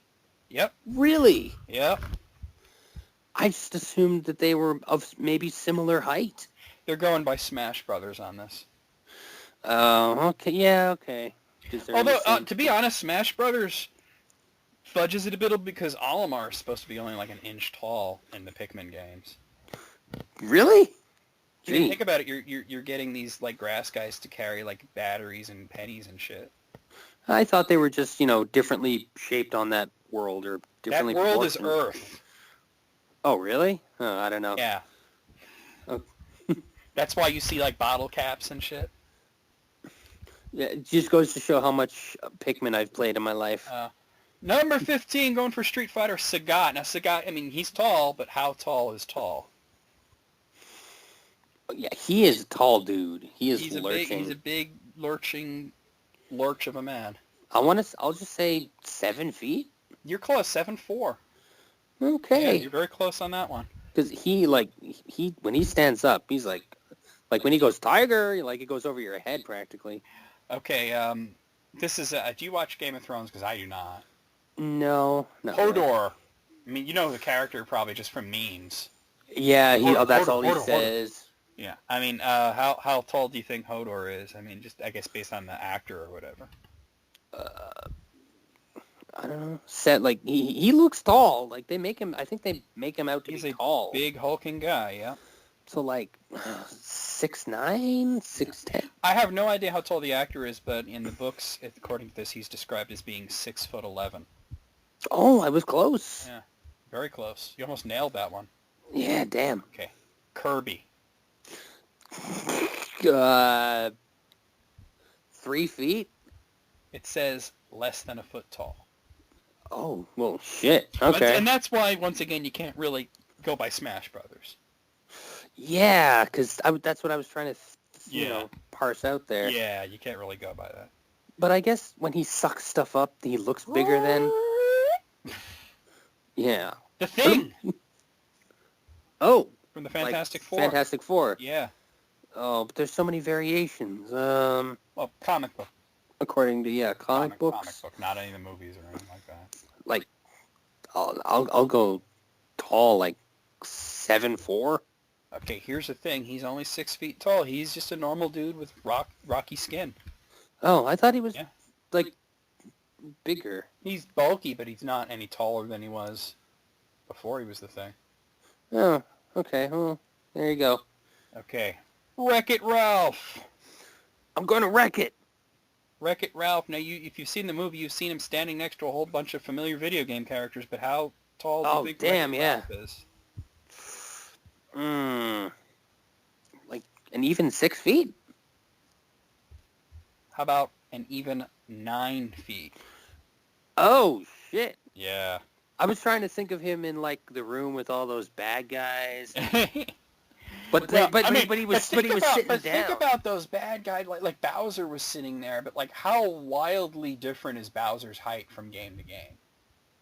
True, but I was trying to picture like Zangief. Yeah, sitting there. I mean, think about like Bowser in the original Super Mario Brothers was like a little bit bigger than Mario, and then think of like Sunshine where he like towers over him. Or Galaxy. Like, and in the Galaxy, they're like he's little and he's big and he's little, so it's interesting. Number 10, okay, Charizard. Oh, shit.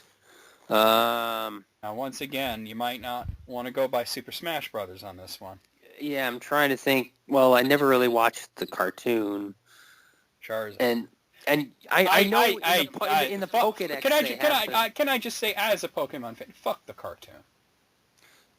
I don't know. Fuck but it. My nephew was saying a few things about Pokemon that I knew he got from the anime, and I was just like, this will not stand. Like he was talking about Ash, and I was like, Ash sucks, Bobby, and I was like, Ash isn't any good. It's freaking Lucario and Pikachu that are good. I mean, and Greninja. I mean, I was talking shit on the show real bad. Real bad. I was just talking about how awful it was and how every character's an idiot and nothing ever happens, and he was actually starting to agree with me. He's like, yeah, fuck that show. And then we sat and watched Pokemon Origins together and had a blast. Oh, because that was about the original game. Based directly on Red and Blue. Yeah, isn't the lead character named Red? Yep, and it's also got really good animation, which you cannot say for that fucking anime. Well, Even the movies had bad animation. Especially that first one. That was a fucking mess. The theme song is pretty damn catchy, though. What, to the movies or to the... No, for the series. Oh, well, I don't... All right, so how tall do you think Charizard? I don't know. 6'5". Charizard's a lot littler than you think. He's 5'7". You could probably easily ride him. Yeah. But do they count the wingspan? I guess not. Well, I mean, if he puts his wings up in the air, he would be... No, but I mean, when you're calculating height, you're traditionally going from foot to head. Yeah, true. Okay. Captain Phasma. Oh, but the character that has a totally awesome look. Didn't get to do much, though. I hope we see more of her. Yeah, hopefully Because episode she 8 we get a you little know, more. I liked episode 7 a lot. If I could change one thing about it, just one thing, Hmm. it would be that when Finn had the lightsaber and he was fighting that one Yeah. stormtrooper, why was that not Captain Phasma? Oh, yeah. Like, Beef first of all, up he her role knew a bit, her. you know? He knew Yeah. her. She was an established character. And why wouldn't she have a badass anti-lightsaber weapon? Yeah, that'd be dope. I mean, that to me was just like what? Like, to me, she's like the Boba Fett right now. She just But hey, looks cool. Doesn't actually do anything. Think of this. Maybe we're building to that between the two of them. Oh, I sure hope so, because I really don't want her to be the Boba Fett. Like, you barely see her. She's just Where in she the just background. doesn't do anything. Just has a cool look, a cool voice, and that's it. Doesn't actually do anything. Like, what does Boba Fett do? Nothing. No, but for some reason he's everybody's favorite character. Because he looks cool. How tall do you think Captain Phasma is? Like 5'7"? She is a tall woman at 6'6". 6'6". Woo! Yeah. I thought it was most of it was the suit, but damn, all right. Now this is a Dragon Ball Z thing, so I don't know that you're gonna get that. I don't know. Vegeta, or is it Vegeta? I don't even know if I'm saying it right. Oh, it's Vegeta. Is it a Vegeta? Okay, so I got it right. I don't know, like 4'11". He's a short dude. Not that short, but yeah, 5'5". Oh, okay. I'd say he's a Tom Cruise territory, as they say. But he's like typical anime bad guy character who's really short but really dangerous. Yeah, like Farquaad. Yeah. Fuckwad. Samus Aran. Oh. Now we have to assume that the suit might add a couple of inches here. Yeah. But But it is awfully tight to her, like shaped proportionally, you know? I don't know. It's bulky. Yeah, I guess, but It's bulky. I mean, remember that originally a lot of people thought there was a man under all that. true. It's not like it's form-fitting. It's, you know. All right. How tall would you say Samus is? Is she petite or is she an Amazon?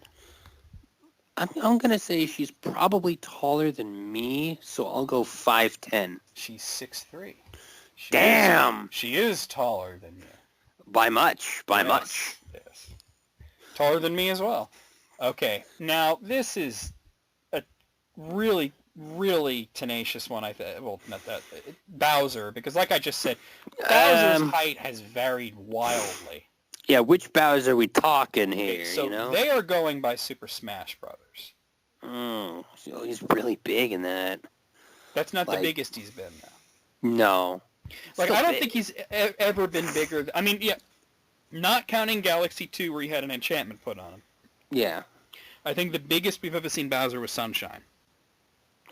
He was naturally big in that. Yeah, he was just huge. It was ridiculous how big he was. Hmm.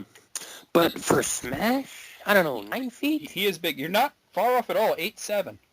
Okay. 8'7". So you're 5 inches off. It ain't bad. Mm. Number 5, Iron Man. Oh. Now we're going by the comics. We're not going by, Robert Downey Jr. here. Tony Stark. 'Cause obviously, they can never get heights right in these movies because otherwise Wolverine would not be Hugh Jackman, you know. Yeah, he's supposed to be like a short He's dude. Yeah, he's a little guy. But how tall is Iron Man in the comics, would you say? Jeez, I don't know. Average height, just 5'11". Well, this says he's one of the tallest don't know. Avengers at 6'6". Oh God, really?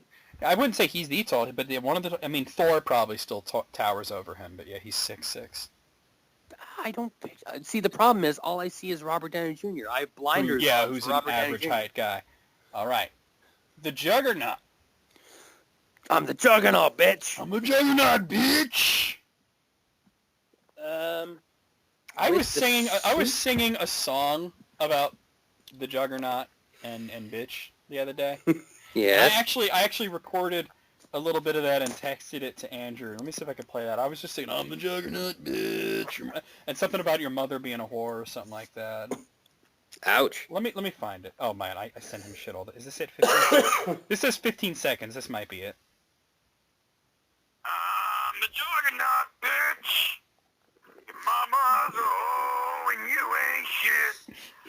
I'm the juggernaut, bitch. You are a hoe and your mama ain't shit. I was in my car singing that. For no reason other than that I am bored. And then I was like, I'm going to text this to Andrew. Well, the voice texted to him. That's pretty funny. I thought you'd like that. So how tall is the Juggernaut, bitch? Oh, jeez. He's a towering dude in Now, that especially magic consider outfit. that now he's not even a mutant. He is a regular guy who is magically enhanced to be Yeah, that he's got the huge. magic outfit. Yeah. The gem of Sidorak. That's what it is. Yeah. I don't know, like 11 feet? Not quite that tall, but tall at 9'5". Okay, I was reaching. I mean, yeah, I mean that's like two Wolverines. I mean, I still remember the episode where that little nerdlinger got the gem oh God. from the cartoon. Oh yeah, and they made that into a Juggernaut bitch cartoon. Oh, really? Yeah, they did like 4 of those on YouTube. Oh, wait, you showed... I remember you Yeah. showed... Man, that's going back a little bit. Okay, Starfire Who's Starfire? from the Teen Wait. Titans. Oh, which one is she? Is she the green one? The orange one. The orange one with the green eyes. The green one's a dude, and that's Changeling or Beast Boy. Yeah, okay. I was thinking of the green eyes. No, yeah, she does have green eyes. Now, this is She is a teenager, but she's also an alien.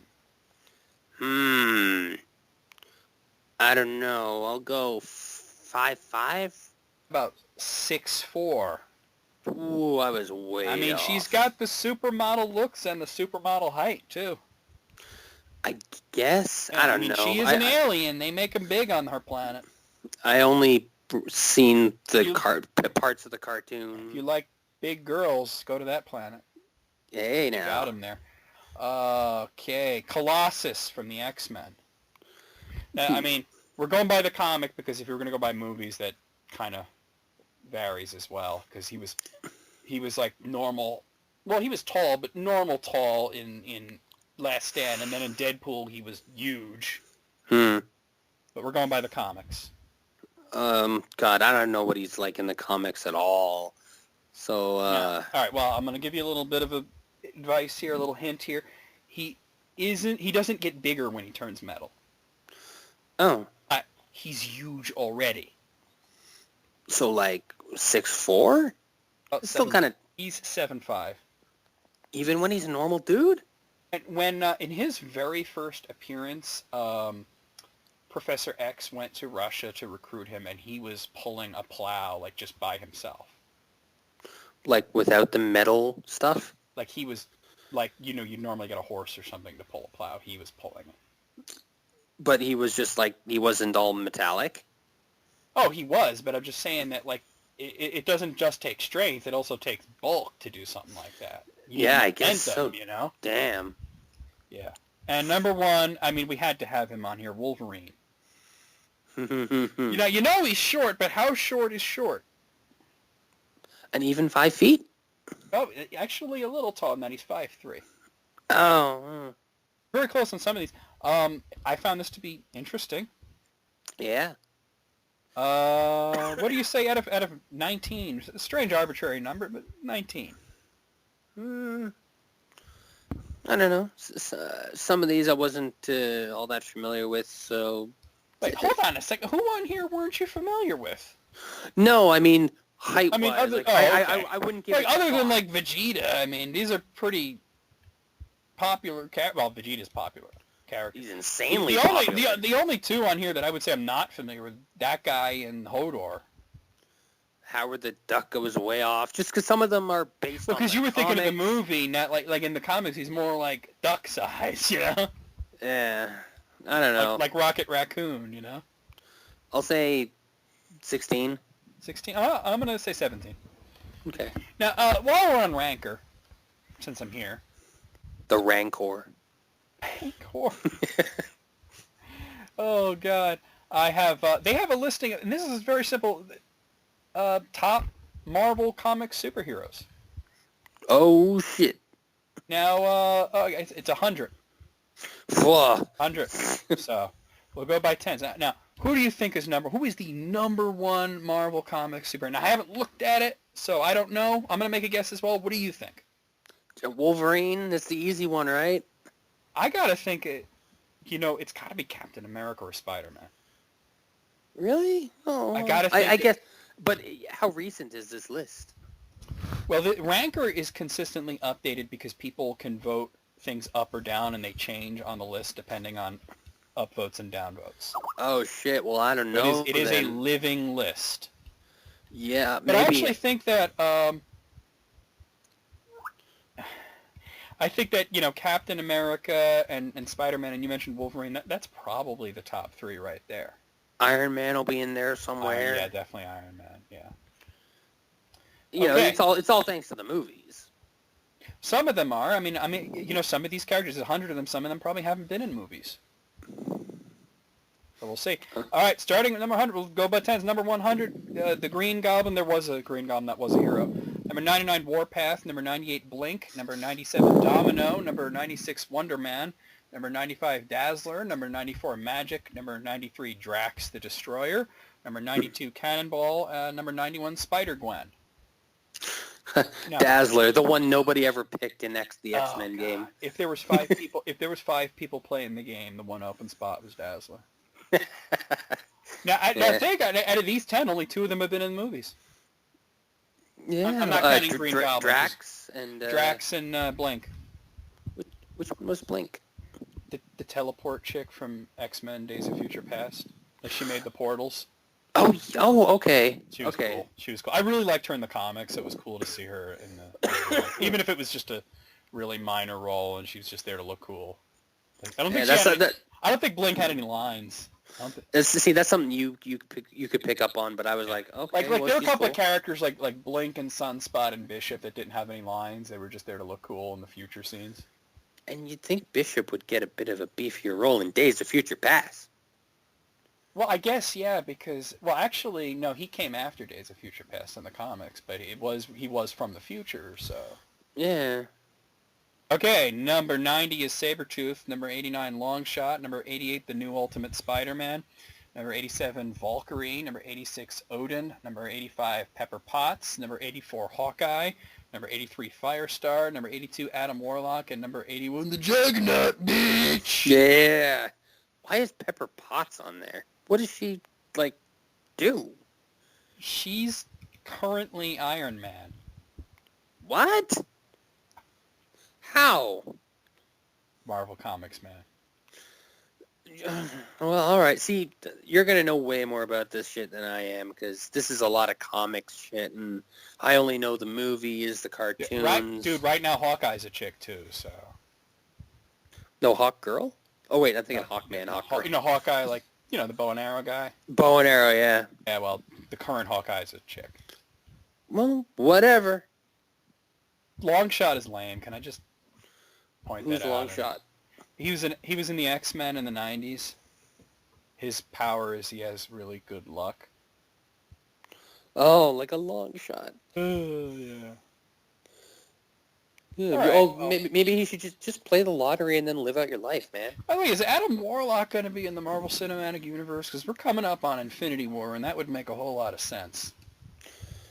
I don't know. Kind of want to see that. Yeah. All right, moving on. Number 80 is Beta Ray Bill. Number 79, Jessica Jones. Number 78, Captain Britain. Number 77, Doctor Doom. Number 76, Johnny Blaze. Number 75, Jubilee. Number 74, Hercules. Number 73, the Red Hulk. Number 72, Polaris. Number 71, Phoenix. All right, I just got to say, now, a couple. We've seen some supervillains on this list. Dr. Doom. A lot of them are supervillains that have had stints as heroes. The Red Hulk is not one of those. He has always been a bastard. So is he like the same dude as Hulk or somebody else? He's Thunderbolt Ross. His name is Thunderbolt? That's his. No, it's not his actual name. Oh, okay. They just call it. He's in the army, and they call him Thunder. His name is Thaddeus. They call him Thunderbolt. It sounds cooler. Yeah, Thunderbolt. And can I just say that Jubilee is terrible? Yeah, she just faints and gets captured all the time. Oh, well, okay. You want to? Okay, Marvel Comics for you. You know what? She's nothing like in that cartoon anymore. Is she a man now? She's a vampire. What? Yeah. Can she still shoot fireworks? No, she's a vampire though. She lost her powers during the decimation House of M thing where the Scarlet Witch destroyed most of the mutants' powers, and then she was wearing some like Iron Man suit thing, and now she's a vampire. I don't know. Jubilee sucks. What the fuck? I just picture her running down an alleyway going, "I'm a vampire! I'm a vampire!" It's a mall rat vampire. Number 70, Scarlet Spider. Number 69, Mystique. Number 68, Gamora. Number 67, black costume Spider-Man. Okay, we're just counting Spider-Man wearing a different costume, all right? Yeah. Why don't we just say Venom at that point? Yeah. Or could we just give that spot to Venom? Number Or symbiote Spider-Man. Well, number 66 is Sif. Number 65 is Venom. So, okay. Number 64 is Bucky. Number 63 is Mr. Fantastic. Number 62 is Spider-Woman. And number 61 is Bishop. A lot of different spiders on here. We had a Spider-Gwen. We had a something spider. Spider-Gwen. You had Spider-Woman, Black Costume Spider-Man, and the Scarlet Spider. Scarlet Spider. That was the other one. I like the Scarlet Spider. Who was the Scarlet Spider? That was the clone of Spider-Man. Oh, the dude with 4 arms? No, he was just... No, that was the doppelganger. Yeah. I guess he was just like literally a clone. Oh, well. All right, he fair enough. he had a cool costume. Fucking Gamora was on there. I thought she'd be higher because Guardians of the Galaxy was a popular movie, but Who's Sith? Just Sith. chick from Thor, Oh, not Natalie Portman, but the other one. the other one. Okay.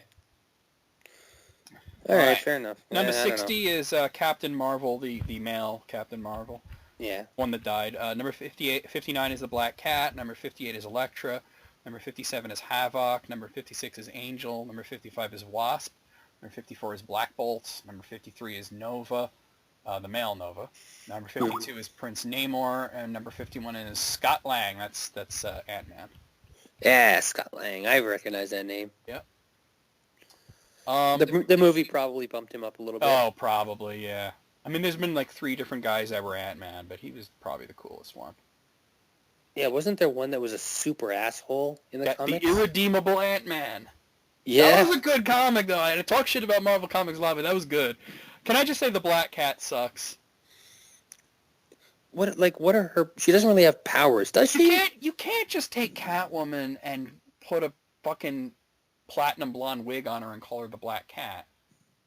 Yeah, she doesn't... She's not superpower, right? She's just good at what she does. She's the same exact thing as Catwoman. She's Yeah. got a cat suit. She's a criminal thief. She's got the flirty relationship with the hero. It's the same exact thing. Does she ever? Damn. It's the same exact thing. Why doesn't Spider-Man jump on that? He has. He did? Yeah. Well, good for him. Yeah, she Good for them. predates Mary Jane by quite a bit. What? Get out of here. Oh, yeah. All right, number 50 is Blade. Number 49, X-23. Number 48, Emma Frost. Number 47, the She-Hulk. Number 46, the Falcon. Number 45, Hank Pym. That's the original Ant-Man. Number 44, Moon Knight. Number 43, Invisible Woman. Number 42, War Machine. And number 41 is Nick Fury. All right. We're getting more and more notable here. Moon Knight. They haven't... can you imagine doing that in a Marvel Cinematic Universe? Oh, putting him in there? Yeah, right. You know what? Moon Knight... Actually, Moon Knight would be cool in Netflix. Ooh, yeah, do a... Put him in with, the Defenders. Or not with the yeah. Defenders, but, Well, he in the was same universe? He was in the Defenders. I mean... Oh. I can't wait to watch Iron Fist, though. When's that come out? Like, real soon. Ooh. Falcon's really cool. And the movies probably gave him a boost, too. There were a lot of ladies at the beginning of that, Yeah. thing there. Yeah, X-23, Emma Frost, She-Hulk. What was the first one you said? X-23? Before X-23. Well, that was Blade. Yeah, you said Blade. Blade. Blood. Blood. Frylock, unsheath your edible bloods. Yes, that's what I was thinking of. Your That edible was bloods. literally that the dude read the thing wrong and they left it in there. I thought it was intentional. No, it wasn't. Number 40 is Luke Cage. Number 39, Iron Fist. You got to have those two together. One can't be separated from the other. Right. Number 38, Cable. Number 37, Quicksilver. Number 36, Rocket Raccoon. Number 35, Groot. Number 34, Psylocke. Number 33, Kitty Pryde. Number 32, The Thing. And number 31, Star-Lord. Wow, yeah, a lot of Guardians in there. We gotta bump The Thing somewhere. You can't separate Star-Lord and Kitty Pryde. Why, are those two an item? Yeah. Oh.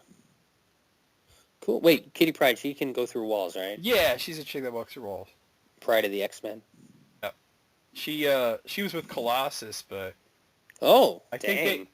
think they wanted to make him gay. I think that's what they really wanted to do. For Colossus? They wanted to make Colossus gay, I think, because Ultimate Colossus was gay, and I think when they collided the two, Ultimate and normal Marvel, they made him gay. And they're like, well, who's Kitty Pryde going to be dating? Oh, how about Star-Lord? Why not? Clang. Oh, your poor wife. Oh, gotta love Deadpool quotes. Number 30 is Ms. Marvel, who's actually currently called Captain Marvel. Number 29, The Vision. Number 28, Ghost Rider. Number 27, Magneto. Number 26, Hawkeye. Number 25, Iceman. Number 24, The Beast. Number 23, The Human Torch. Number 22, Cyclops. And number 21, Scarlet Witch. Holy shit, they were almost all mutants in that grouping. Yeah, well, I mean, that's, in Marvel, you're going to get the mutants, Yeah, right? a lot of X-Men in there.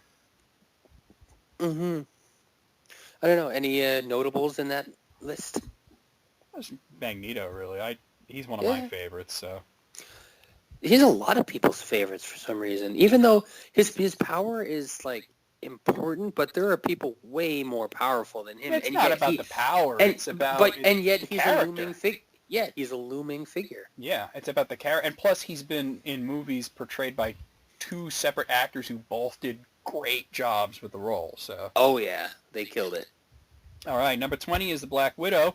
Number 19, Jean Grey. Number 18, Nightcrawler. Number 17, Colossus. Number 16, Professor X.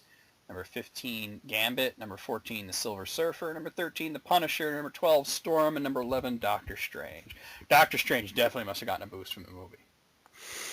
Yeah, probably. There ain't no way before that Doctor Strange would be number 11 on this list.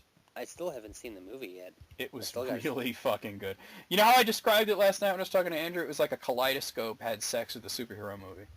Ooh. Jeez, I hope I can understand what's happening then. It was a visual treat. Uh, By the way, who drew this picture of Professor X? He looks jacked as fuck. Been doing chin-ups. He's been doing everything ups, man. He looks like fucking J.K. Simmons should be playing him instead of Patrick Stewart. Does he have little legs still? I don't know. The wheelchair's covering all that up. Oh, okay. He's got like the blanket on and everything, but yeah. Yeah. He just looks like he's been working out. I'm just saying Professor X is jacked in that picture. Might as well, right? I just really don't like Gambit. What? Are you crazy? He first of all, what the hell is his costume? Like, I like it's just like pink armor and a trench coat. Like, if you looked at a group of superheroes, like if you don't know anything about the X-Men and somebody shows you like pick out the one named Gambit, like would you be able to pick him out? No, but I mean, like I said, okay, Colossus, that's the big guy. Cyclops, he's the guy with the eyeball. Like some of it's pretty easy. Gambit, you're looking for like a chess-themed superhero or something. Yeah, I guess so, but I don't know. He was my favorite in the cartoon, honestly. All right. Well, he has a cool power. I mean, I'll admit that. I just don't think they ever did much with him as a character. I like that he, was always trying to woo the ladies. I thought that was kind of funny. Well, yeah. That's very accurate to the comics. The top 10, number 10, the Black Panther. Number 9, Daredevil. Number 8, Rogue. Number 7, Deadpool. Number 6, Thor. Number 5, the Hulk. Number 4, Iron Man. Number 3, Captain America. Number 2, Wolverine. And number 1 is Spider-Man, of course. Spider-Man. Spider-Man. As far as I'm concerned, Captain America is my number 1, but... Really? Captain America? I don't know, Captain America, number 2 would be the Hulk. The Boy Scout. I mean, he wasn't exactly a Boy Scout. He was a fucking soldier that fought Nazis. I mean... He doesn't like bullies. Well, of course not. Who does? You know who I didn't see on this list? Who? Matter-eating lad. Well, you probably wouldn't because that's DC. I'm just glad that I know about that character's Yeah, but that is DC though. That is DC. Matter Reader Lad is awful though. Like, He can eat matter. yeah. You know what's funny is a lot of those like people think like what the fuck is with Legion of Superheroes creating shit like Arm Fall Off Boy and Matter Eater Lad and all that. But the idea, but these characters were created as jokes. These were the characters that got rejected from the Legion of Superheroes. What do you think out of 100?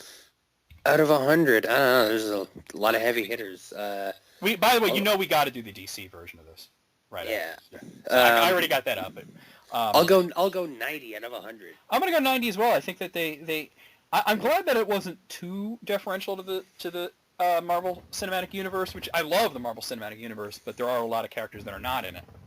If Marvel fans are voting on it, then it's probably accurate for the time. Probably, yeah. Okay, so DC, who do you think is number one? I mean, can it be anything but Batman? Batman, It's gotta then be Superman. Yeah, it's Wonder gotta be Woman, Batman. you know, Wonder the big Woman, three. Green Lantern. Yeah, Flash will be in there, you know. Yeah. But it's got to be Batman. All right, I'm gonna scroll down. Maybe Supergirl will even get up there because of the show. She's considered top tier in Injustice 2, from what I hear. Damn. Well, that's there still you in go. beta, so who knows how that'll wind up. Hmm. Okay, number 100 is Adam Strange. Number 99 is Our Man. Number 98 is Jessica Cruz. Number 97 is Simon Baz. Number 96, Crypto. Number 95, Jay Garrick. Number 94, Artemis. Number 93, Orion. Number 92, Dr. Midnight. And number 91, Night Owl. Holy fuck! You're gonna have to help me with this. Well, a few of these are like, okay, the thing with DC is they like to do legacy characters a lot. Yeah. So a few of these use the real names. Simon Baz is Green Lantern. Jessica Cruz is a Green Lantern. Jay Garrick was the original Flash. Oh, like the one with the little wings on the helmet? Yeah, he had the helmet with the wings. Wow, yeah. Classic Flash. Wow, well, okay. See, then I know them a little bit better. I love that Adam Strange doesn't even have a superhero name. He's just Adam Strange. Yeah. And he's a doctor, right? No. Isn't he? No, he was an astronaut, though. Wasn't there also a Doctor Strange in DC? That's Hugo Strange. Oh, And that's he's a right. villain. Yeah. Yeah. Okay, number 90 is Carol Ferris. Number 89, Mr. Miracle. Number 88, Ragman. Number 87, Silk Spectre. Number 86, Damian Wayne. Number 85, Stephanie Brown. Number 84, Phantom Stranger. Number 83 is Jade. And number 82 is Saint Walker. Number 81 is the Comedian. A lot of Watchmen characters cropping up here. Ragman? Who's Ragman? Exactly what you think he is. He wears rags. He's like an undead. He's in the Justice League Dark. He's a mummy? No. He like hangs out with like Swamp Thing and Constantine and those kind of characters. But man, yeah, they put the comedian on here. He didn't really last all that long in the movie. Well, it was all flashback though. Yeah, I guess. I just running out there. Jamie and Wayne is one of the Robins. Stephanie Yeah. Brown was Robin, and she was Batgirl, and Jade was Carol Green Lantern. Ferris. Carol Ferris was Star Sapphire. Yeah. Saint Walker's Blue Lantern. That's right. Yeah. Okay, Yeah. I remember him. He was the original Blue Lantern. Mm-hmm. The one that got the first ring. Yep, he was the Yeah. Blue Lantern of Sector 1. Mm. All right, number 80 is Metamorpho. He is awful. I'm sorry to pause. Metamorpho sucks. Number Okay. 79 is Oracle. Number 78, Courtney Whitmore. That's Stargirl. Number 77 is Vibe. Vibe sucks. His power is breakdancing. What the fuck? Oh, that's awesome! Are you kidding? Oh, number 76 is Renee Montoya. Number 75 is Hawkwoman. Number 74 is Alan Scott. Number 73 is Speedy. Number 72 is Mira. And number 71 is Jonah Hex. And Alan Scott was the original Green Lantern. Oh, the first one? Wait, what? The Golden Age Green Lantern from the 1940s. Oh, The before one with the all cape. And Yeah. Okay. Renee Montoya was the cop from Batman, but then she became the Question. Oh, I remember her from the cartoon. Yeah, Barely. the original Question died of cancer, and she took on the mantle. So why does Metamorpho suck? Because he's like a Marvel character that got stranded in the DC universe. Like, he literally looks like a shitty Fantastic Four character. Like, what does he do? Just transforms? He's the fucking Super Skrull from Fantastic Four. I mean, that's, yeah, pretty much. Oh. Yeah. Not bad. Okay. Number 70 is Jason Blood or Etrigan the Demon. They're both pretty much the same character. Number 69 is... one turns into the other. Yeah, Lobo. Number 68 is Terry McGinnis. That's Batman Beyond. Yep. Number 67 is Miss Martian. Number 66 is Mr. Terrific. Number 65 is The Question. Number 64 is Steel. Number 63 is Animal Man. Number 62 is Bart Allen. And number 61 is Helena Bertinelli. That's the Huntress. And who did you say before her? Bart Allen. Who's that? He was one of the Flashes. Okay. He also had a comic in the 90s when he called himself Impulse, which was a really funny comic. Impulse. Yeah. I don't know. What do you think of those? I got no problems with any of these. I mean, Lobo is like lame, but he's like lame on purpose. Yeah, isn't he like a dick? He's like a parody of Wolverine. Yeah. Pretty much is a dick. He picks fights with Superman for fun. Always trying to get or wanting to be in the Justice League, isn't it? Well, I think he just likes to fuck with them. I think he just likes to... You know, I honestly think that if anything, Lobo's coming to leer at Wonder Woman every once in a while. Oh, okay. Yeah, there was actually a thing in one of the Justice League comics from the 90s, like the late 90s, where the Justice League was like really elite. At that point, it was like Superman, Batman, Wonder Woman, Green Lantern, Flash, Aquaman. That was it, you know? Yeah, the big ones. Yeah, and then they decided to open it up and, you know, have tryouts for other people to join. And I remember that they had this one character, Hitman. He showed up. He was just literally an assassin who had X-ray vision. His comic was really funny. And as he's leaving, he says to another character, I literally just showed up to check out Wonder Woman with my X-ray vision. Ah. Nice. Well, that's his whole personality, though. He's a creep, you know? Just a creep. Well, if you have X-ray vision, you might, I don't know, go that way. Who knows?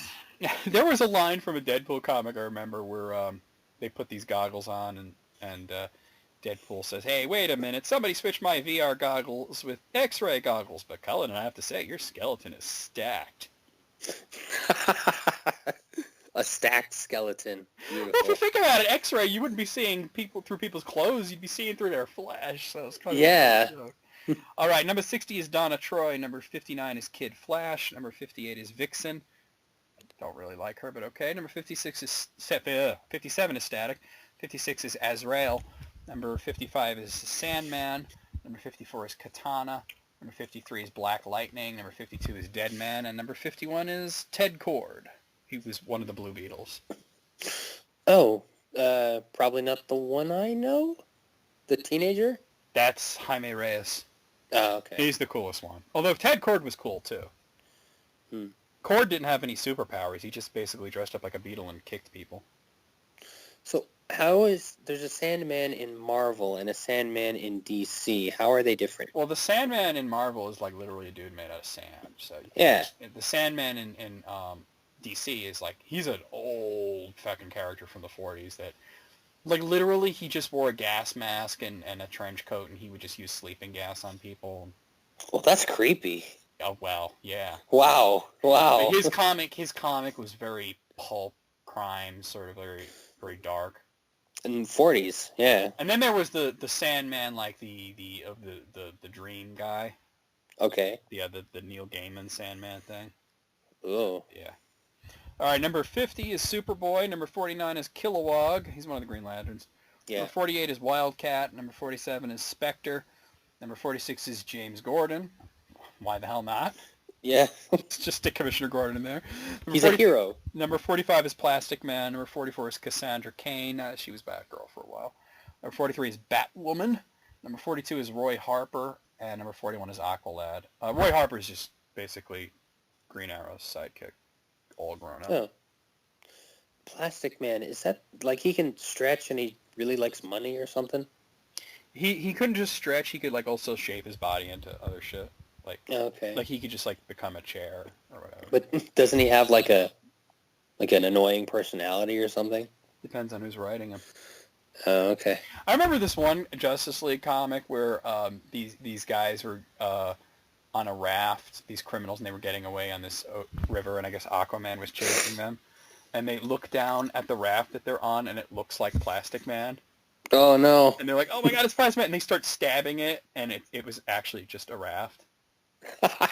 And so Aquaman captured them, and That's Plastic clever. Man tries to take credit for it. Aquaman's like, you didn't do anything, you just happened to look like their raft, dick. All right, number 40 is Wonder Girl, number 39 is Red Tornado, number 38 is the Huntress, number 37 is Booster Gold, number 36 Kyle Rayner, it's another Green Lantern. Yeah. Number 35 is the Atom. Number 34 is Captain Atom. Completely different characters, by the way. Number 33, Dr. Manhattan and his blue dick. Number 32 is Jaime Reyes. That's the Blue Beetle, you know. And number 31 is Rorschach. Oh, with the crazy mask. Yep. He didn't really have any powers, right? He was just a really threatening dude. Nobody in Watchmen had powers except for Dr. Manhattan. Who had all the powers. And his powers was that he was God. Yeah, he had all the powers. What superpowers do you have? I'm God. Which superpowers do you have? All of them. All of them.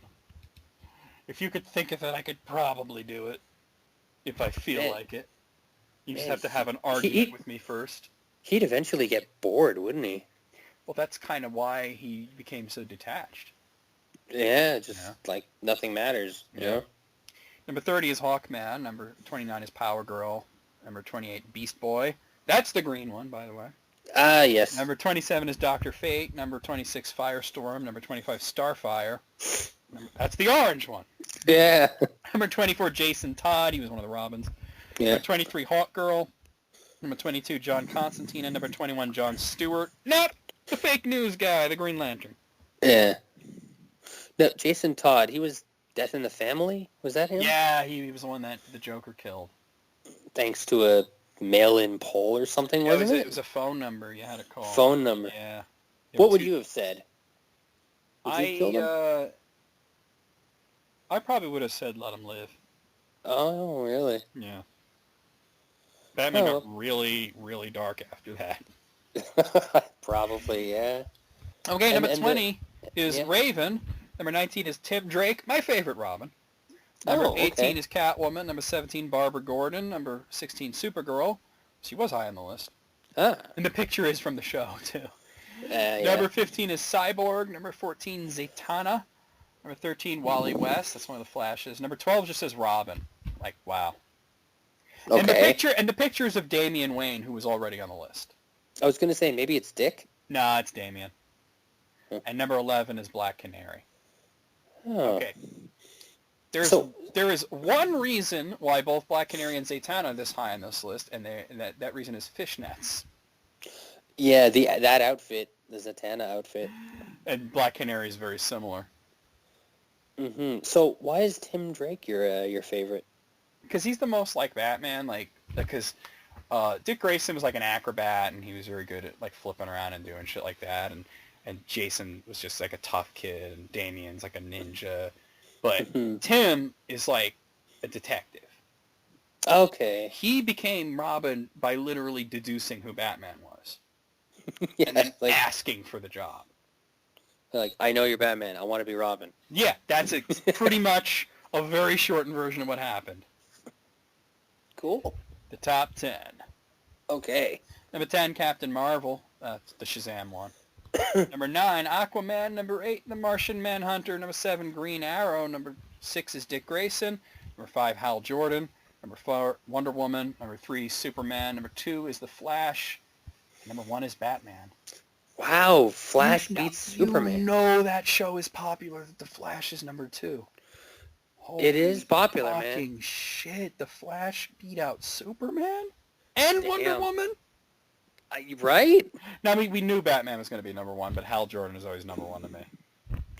Oh, really? Yeah, he's my favorite. Well, Green Lantern is like your thing, your That's shit. my shit, man. This was not as good as the Marvel list though, because there was a couple of mistakes. Like Robin. Like you're listing all the Robins by their names, and then you just have Robin, but it's clearly in the picture is definitely Damian Wayne. Mm-hmm. Because it's a picture from when he was Robin and Dick Grayson was Batman, which was awesome, by the way. Wasn't he not the greatest Batman. I remember my brother saying that he liked the Dick Grayson run of Batman because he was not the greatest, or he like fucked up sometimes. I thought he was really good as Batman, and I liked it because it was a little bit more fun because Batman had been very depressing for quite a while before that. Because they had killed off Bruce Wayne at that point. Wasn't he like traveling through time? Well, yeah, that's how they brought him back, was that he was lost in space and time. Yeah, that's how they brought him back. But Weird. out of 100, I'm going to go like 80 on this one. Yeah, I'll go like 82. Just a little bit, that little extra. 82. All right. Let's see. Which one do I want to do next? I got some really good ones here, and I'm trying to... Oh, this is just an interesting thing that I found. 10 things that will soon disappear forever. Oh, God, I hope it's not bees. We need bees. We do need bees. How else would we get, like, honey? Yeah. Although, like, they could just stop stinging people. That would be great. Well, we all need a defense mechanism. Yeah, but I'm allergic to them shit, so... Oh, shit. Yeah. Can you think of something that you think is not going to be a thing for very much longer? Newspapers? I don't know. I think that's a pretty safe bet. I think that for... Like actually typed out printed like newspaper? physical print newspapers, I think, are... Anything you think won't be very much? I was going to say, like, the post office, really. But what about, like, where are you going to pick up packages and P.O. boxes? And PS, FedEx, any number of couriers that are way faster and better than the post office. I guess so. You know? But you got a good point with newspapers. Like, I go to the deli in town all the time, and I see, like, the new... I get nostalgic for the times when I would actually buy a newspaper. And I almost think, like, maybe I should buy a newspaper just nostalgic and buy it and read it and just enjoy myself. And then I think, or I could just read the news online like everyone else. Yeah, for free, and and get a truncated version. Pretty much. Okay, so here we go. The first one is keys.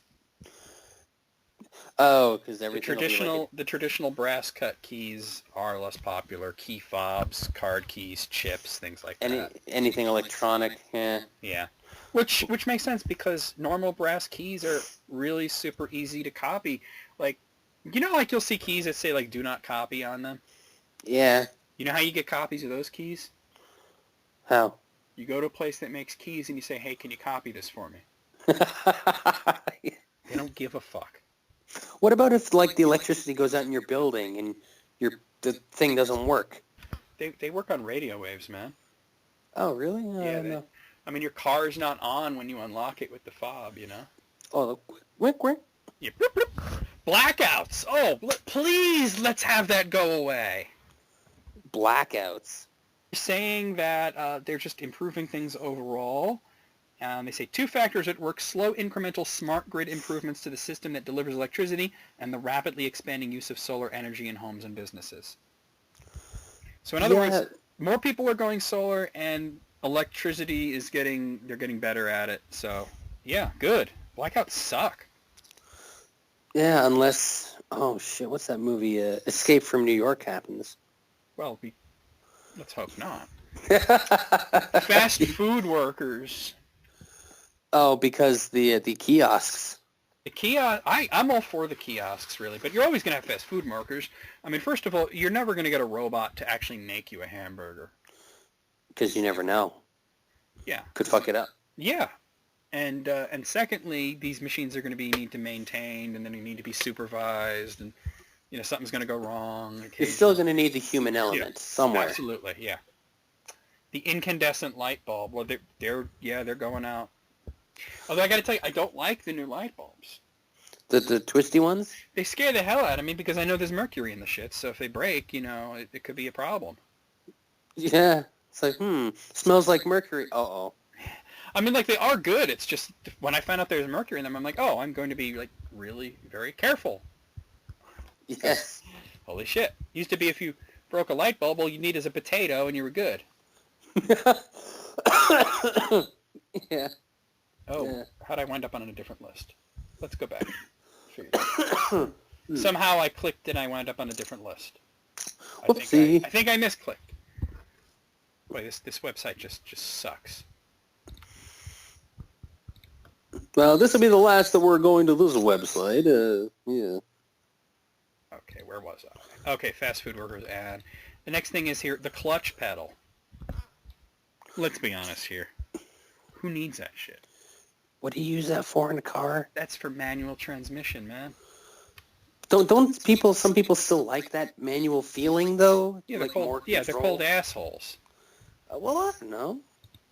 We don't need that. We don't need it. College textbooks. Fuck, they're expensive as shit. Yes. Well, I mean, you know what? I want to bet that I know they're transitioning to ebooks, obviously, but I want to think somehow they're going to make that prohibitively expensive as well. Yeah, but like, what are you're just paying for like a text file. And even if, yeah, well, I know. So there you go. Dial-up internet. Wait, does that still exist? Yeah, well, okay. Now listen, this is interesting. Okay. 13 years ago, or 13. Okay, this is from 2013, so now 17 years ago. Okay. 3% of the U.S. population had broadband. Whoa. As of 2013, when this list was published, 3% of households had dial-up. Wow. And I imagine that it's probably still 3% or perhaps lower at this point. You'd think it would be, man, because Yeah. who's still getting that stuff? The plow. The plow.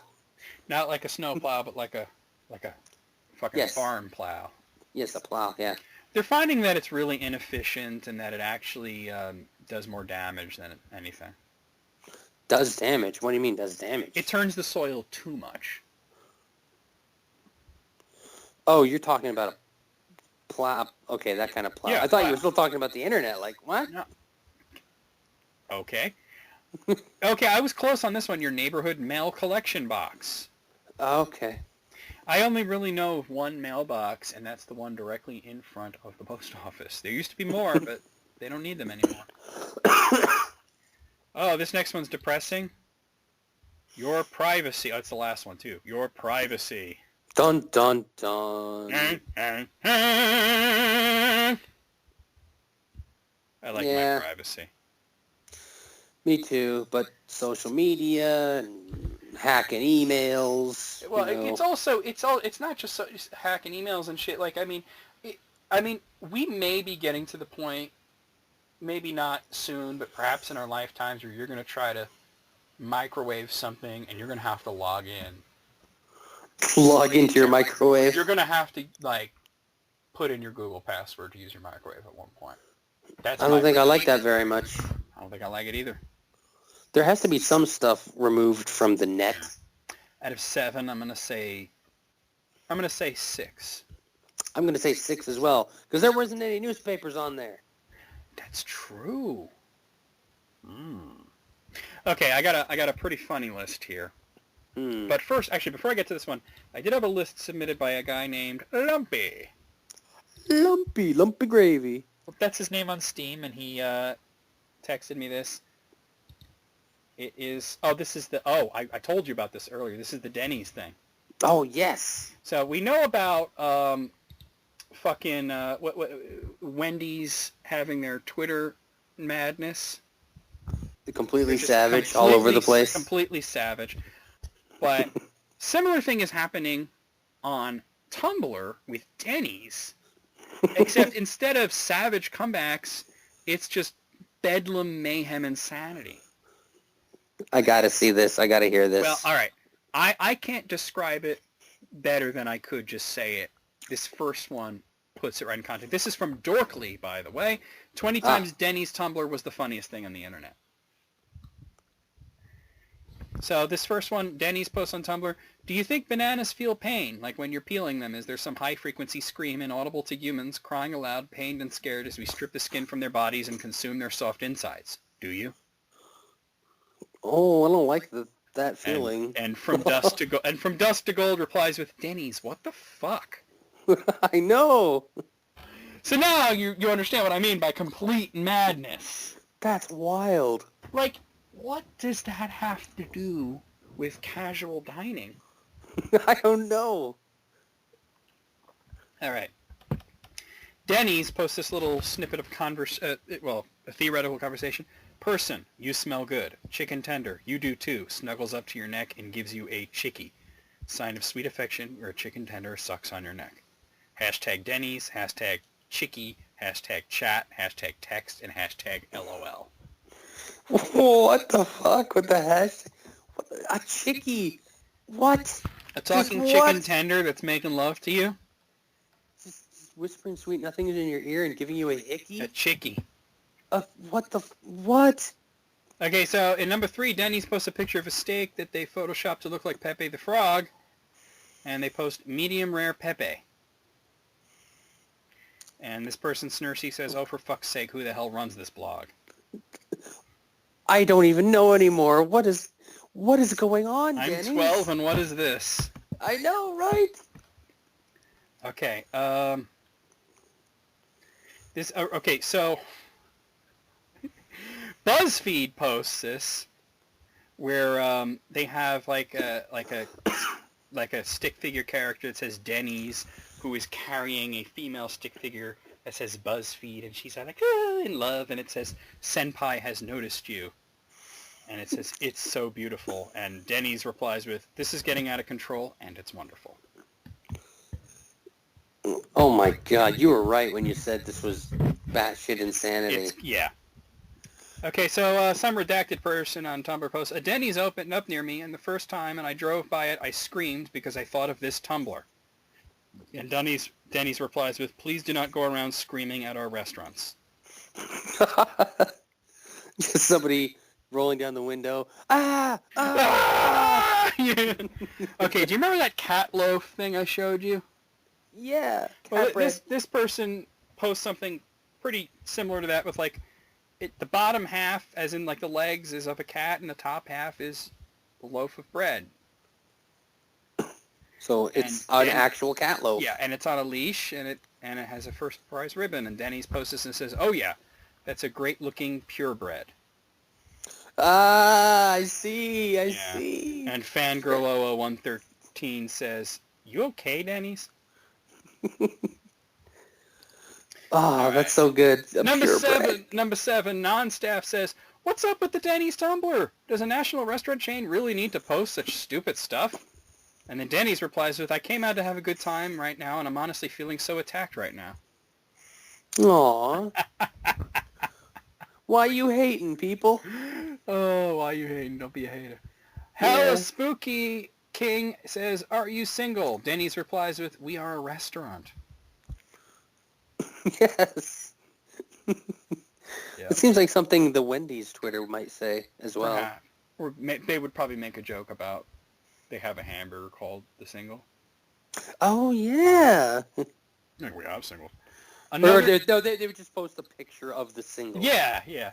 Another teenage loser asks, "If you don't follow me, I'm never eating at Denny's again." And Denny's replies with, "Pressuring us into this relationship is probably not the best way to start out." Yeah. So Makes sense. Denny's here. This one's actually from Twitter, but okay. It is a post of a Twitter post, but it's on Tumblr. So this person intentional posts the Twitter post from at Denny's Diner, where it's got like a 3 emojis talking. It's like a mom, dad, and a baby. So the baby's like, Marcy's about to say his first word. Dad, just say dad. Say it. Denny's. And then the mom's like, one day he'll recognize you. No. So intentional posts that and says Denny's is out of control. The Denny's Tumblr replies with, "We are in complete control." Yeah, clearly. Yeah. They're shaping the minds of youth. San King Miga says, "Slides you a $20 bill. Now let's talk about me getting free pancakes." And Denny's replies with, "Not sure you understand the concept of free." Yeah, what's with the 20 bucks? You're doing it wrong. Yeah, if you go to a Denny's and you give them $20, they will give you pancakes. Many pancakes, hopefully. Yeah. All right, number 12. Denny's says, "Tips waitress, bacon." And Charizard replies with, who the hell runs this blog? Again. Who the hell? Like, what the fuck, Denny's? All right, number 13. Shark Momo says, sometimes I can't believe Denny's has a Tumblr. And Denny's replies with, neither can we. I mean, it's right there. Yeah. It's believable. It exists. Okay, Denny's here says, flap hack number 7. Magically transform an old concert lanyard into a soothing pancake-scented car freshener. Not actually magic. And, Lion Girl 5 says, Denny's, what the hell are you even doing? And Dark Lord Flareon says, Denny's has the best social media marketing team ever. Just look at this. They knew that their restaurant was the equivalent of a 3 a.m. night blogging, and they just went with it. That's true. That makes sense to me. Mm-hmm. Okay, so Moosey Art posts this picture of like a goldfish cracker and a Swedish fish kissing each other. And they said, their love was forbidden, but it was meant to be. And here comes Denny's and says, this was in the Denny's tag. Not sure why. Definitely pleased. Like somebody hashtagged Denny's into it? Yeah, somehow, yeah, and they found it and they liked it, yeah. Hmm. Spoiler says, why does Denny's have a Tumblr? And Denny's replies with, why do you? Because it's there. Denny's just posts a picture of a snail that they photoshopped the head to be a hamburger, and they call it a snurger.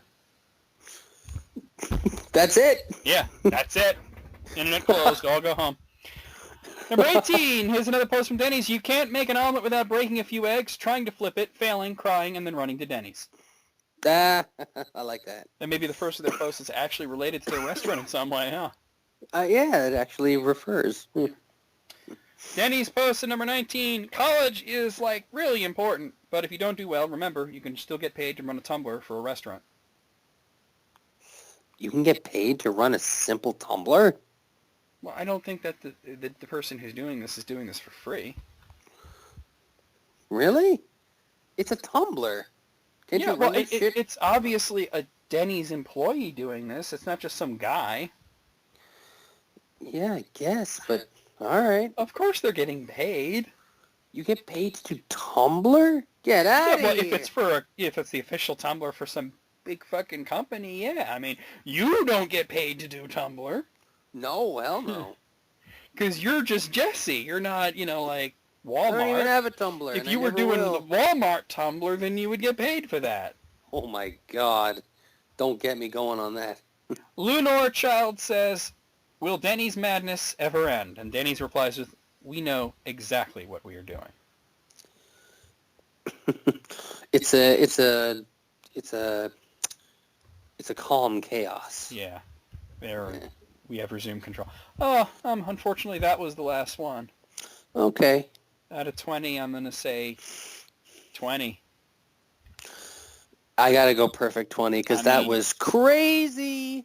Like when I was telling you earlier about how crazy it was, like I know I wasn't coming across it. I knew how to read that first one with the bananas, and then you would understand. Yes. Very strange indeed. Oh, your mother! Ooh. Huh. Word to your mother. Word to a motherfucker straight out of Compton. Oh my God. That was a hell of a sneeze though. You okay? Yeah, I'm good. I'm just looking for the next list here. And here we have, this is from Knowable, and it's a teacher-based list. Gotta love those. Sweet. Teachers share the most embarrassing thing they've said or done in class. Oh, okay. This seems familiar. Well, we did teacher freakouts. Mm-hmm. And This student is just- freakouts. But this is teachers either doing or saying something that would humiliate them. Oh, I wonder if one of them sharts. I hope so. Ah. That would be great. All right. Number 1, my nose was super clogged from a head cold, and I hate blowing my nose in front of my students. It's an odd hang-up, but okay. I have a closet in the back of the room that I skate to release some of the pressure. At home, my husband and I joke that when I blow my nose, it feels like parts of my brain are coming out, too, from all the pressure release. One thing led to another, and I casually mentioned I was heading to the closet to blow my brains out. The students were understandably concerned. I think I've heard this before. Oh. Maybe you were there. Yeah, I don't It's know. possible, right? That sounds really familiar, though. Yeah. Maybe that was one of your teachers. Or maybe you just heard the story before. I think I've definitely heard the story before, yeah. Number 2, as a camp counselor, I was kind of absent-minded when the kids were telling me stories one day. One told me that he had fainted once from heat stroke. While listening, I was thinking out loud and said, I wonder if you actually died that day and we're all just actually waiting in purgatory. There was an awkward silence, and the boy said, Ms. May, I don't like that. Yeah, that would have been my response. Yeah, that is just... It's too much for kids. Why don't you just give the kid an existential crisis before they're even 12? I mean, come on. Yeah, don't make them think about their own existence just yet. Number 3, I had a group of lazy AP kids a few years ago, and at progress report time, about 2/3 were failing. I read them the riot act explaining that I wouldn't round up the grades at the end of the quarter to a D- just so they'd pass. I kept saying, I'm not just going to give you the D, you need to earn the D. The kids held out the first 2 times I said it, but the third they started giggling, and I heard it, and then we all laughed to the point of crying. I think I've heard this one too, though. I swear it sounds familiar. It was worse than the time I said I was going to Netflix and chill with my cat one weekend because I didn't know what that meant yet. Okay, I've definitely heard this before. That all sounds way too Her and her familiar. pussy. Yeah. All right, number 4. Maybe you've heard this list like on your own somewhat time. I don't know. Very possible. This has been making the rounds on Facebook, so. I don't really look at Facebook. Yeah, well, I'm just saying this list isn't exactly new, so. All right. Well, actually, it's not that old. It's only a month old. No, I see that. All right. Maybe you did it on List Critics. No, I mean, we did similar ones, but I didn't do this one. I know. All right. Number 4, I had a math professor who would come into class every day and start writing on the board. He'd get right into it every day, go the whole lesson without stopping. He had a bad gas problem and would fart while teaching, sometimes loud, sometimes soft. I didn't know who it was at first. Me and my buddy would sit in the back and giggle. Once we started failing the class, we started sitting in the front and paying attention, and that's when we found out, continue on the next page, and that's when we found out it was our teacher. He'd fart and just keep going without skipping a beat. On his part, it's probably the best way to handle the situation, but there were sometimes I had to leave class because I started laughing so hard.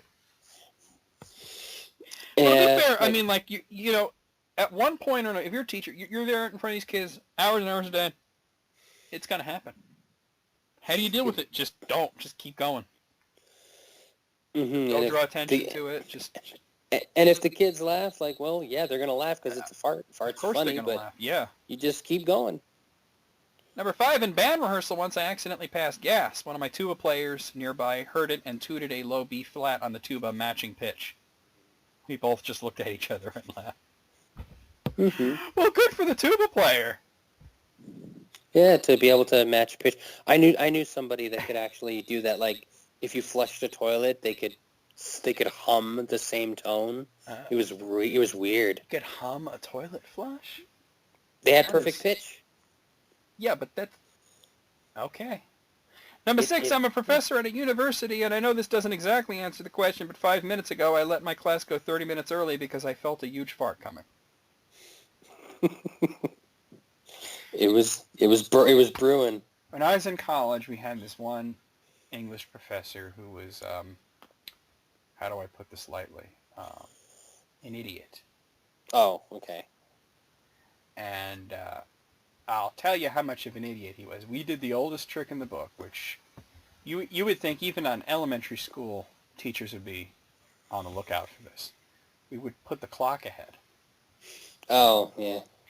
And get out of class early, and at first it was just by a few minutes, but then we started pushing it a little more and more. Seeing how far you could go. Yeah, because he'd always get there like a minute or two after class was supposed to start, and one of us would hit. We got it to where it was like 15 minutes ahead, and he would come out and start just jabbering about whatever stupid story he would tell about his stupid life that day that was trying to segue into whatever he was going to be talking about. And then he'd look at the clock eventually and realize class is like over, and he'd be like, "Oh crap," And then we got to like 20 minutes. It's a 45-minute class, by the way. Okay. So at this point, he starts to get wise to it, right? So what does the idiot say? He says, "I think you guys are messing with the clock. I'm gonna check the one in the hall next time." Oh no! So you messed with the one in the hall. Of course. Why he would announce what he planned to do, I have no idea. Well, I do, because he's an idiot. So we put the one in the hall ahead as well, and then he checks it. This is the next day, and then actually apologized for accusing us of messing with the clock. I was wrong. I'm sorry for accusing you. Does he have a very effeminate voice? He had a very high-pitched voice. I wouldn't call it effeminate, but he sounded like Michael Jackson. Oh, helium. Yeah. Like he hadn't quite gone through puberty yet. A castrato. Yeah, there you go. Number 6. I just read that one. Number 7. Recently I said penis instead of pieces when reading Of Mice and Men aloud to a class of 9th grade boys. Oh boy, big mistake. I work at a Catholic school. Big mistake. One kid's response was simply, nice. Nice. Oh, that's good though. Number 8, I'm currently a teacher, but my favorite embarrassing teacher story originates with my cousin who taught middle school. She had recently had a baby and was breastfeeding, so she pumped at school on her breaks. One day during her planning period, she shut her classroom door and covered the window so she could pump. While she has one of her boobs flopped out of her shirt, she felt the urge to fart, so she just let one rip. That's when she heard a muffled sound from the back of the classroom. She had completely forgotten about one of her male students staying in the room through recess to finish a test. She said she apologized profusely, but the poor boy refused to look her in the eye or speak, and he didn't for the rest of the year. For the rest of the year? Can you imagine being in middle school and, you're just sitting there doing a test and your teacher, whips out one of her tits and farts? It's like, I'm not sure how I'm supposed to feel right now. Yeah, that's confusing. There's some mixed messages going on there. It's like, I'm seeing titty, but I'm also hearing a fart. And she's pumping it, too. Yeah. Milk. Number 9, I'm a PE teacher at an elementary school. We were in the middle of gymnastics unit and I was demonstrating a forward roll for a 3rd grade class. When I flipped, I saw something pink fly out of my pants leg. Oh, God. Oh, okay, it wasn't a penis or anything. I thought his ball sack fell out or something. No. It was a pair of my daughter's underwear that must have clung to the inside of my pants when I got them out of the dryer. Yeah. I picked them up before any of them really noticed exactly what they were. Well, that's good. But still, wow, that could have been really funny. Mm-hmm. Number 10, teacher had a smart board, was teaching... Oh, I know how this ends. I actually heard this. Was teaching lesson, finished, sat down, forgot his computer was still hooked up and went to his email, opened chat, and began to ask whoever it was for another whole picture. Mm-hmm. You see, I've heard the last one. I heard the one before that. I that was different from what I remember hearing that the guy actually started playing porn, but that's a little different. That's actually worse. Yeah, another whole picture. Who the hell would refer to it as a whole picture? Or maybe they meant like WHOLDOLE, but they mistyped or something. Yeah, but what would that even mean? I mean, I don't another think so. Another whole picture. As opposed to part of a picture? Yeah. Okay. Number 11, not so much embarrassing as confusing and concerning, but while I was a student teaching last semester, I was on the sidelines as the students were doing a quiz or something and accidentally said the F word under my breath. A student who was walking by heard me, so I started apologizing profusely, to which they responded, "That's okay. That's not even the worst thing I've heard you say." I have no idea what I said, and they would not give me any other details. I still think about it sometimes. Ooh. I want to think that they probably just said that to fuck with the teacher. Mm-hmm. Like, then what is the worst thing? Yeah. Is it worst overall? Is it objective, subjective? Yeah, right? You got to think, well, trolling complete. Number 12, this one's my mom's story. She has a lot of allergies, and for a while she was using a neti pot every morning, one of those new agey things where you rinse your sinuses with salt water. Oh, that is a bad idea. Yes. One day during her first period class, I think sophomore Spanish, a kid asked for help with a worksheet. So my mom walks over to his desk, bends over, and water pours out of her nose all over his paper, ruining the sheet. Yeah. I guess you have to tip your head just right to get all the water out. She hasn't done the neti pot since. Can you imagine you like, Miss Johnson, could you look at... And you come over and just like water starts gushing out of their nose. It'd be like if the teacher came over and kneeled down and then just big old fart came out. No, it's more like if they just dropped a log there, like if you heard a fart, but then you saw something roll out of the pant leg. Oh, yeah, I guess because there's an actual fluid coming out of them. There's a physical presence. Mm-hmm. That's what you should call your next poop, the physical presence. Well, it's physical and ethereal. Yeah. When I was a TA in university, I used the washroom just before a lab started. Normally, I don't have any issues. This time, I let out 2 drops after I zipped up. I also happened to be wearing light blue jeans. There was no way I could dry this in time, and it was important that I was there on time. There were about 20 first-year students, and they definitely noticed I was the TA who peed himself. Oh, boy. It takes so little. No matter how much you wiggle or how much you dance, the last 2 drops ends up in your pants.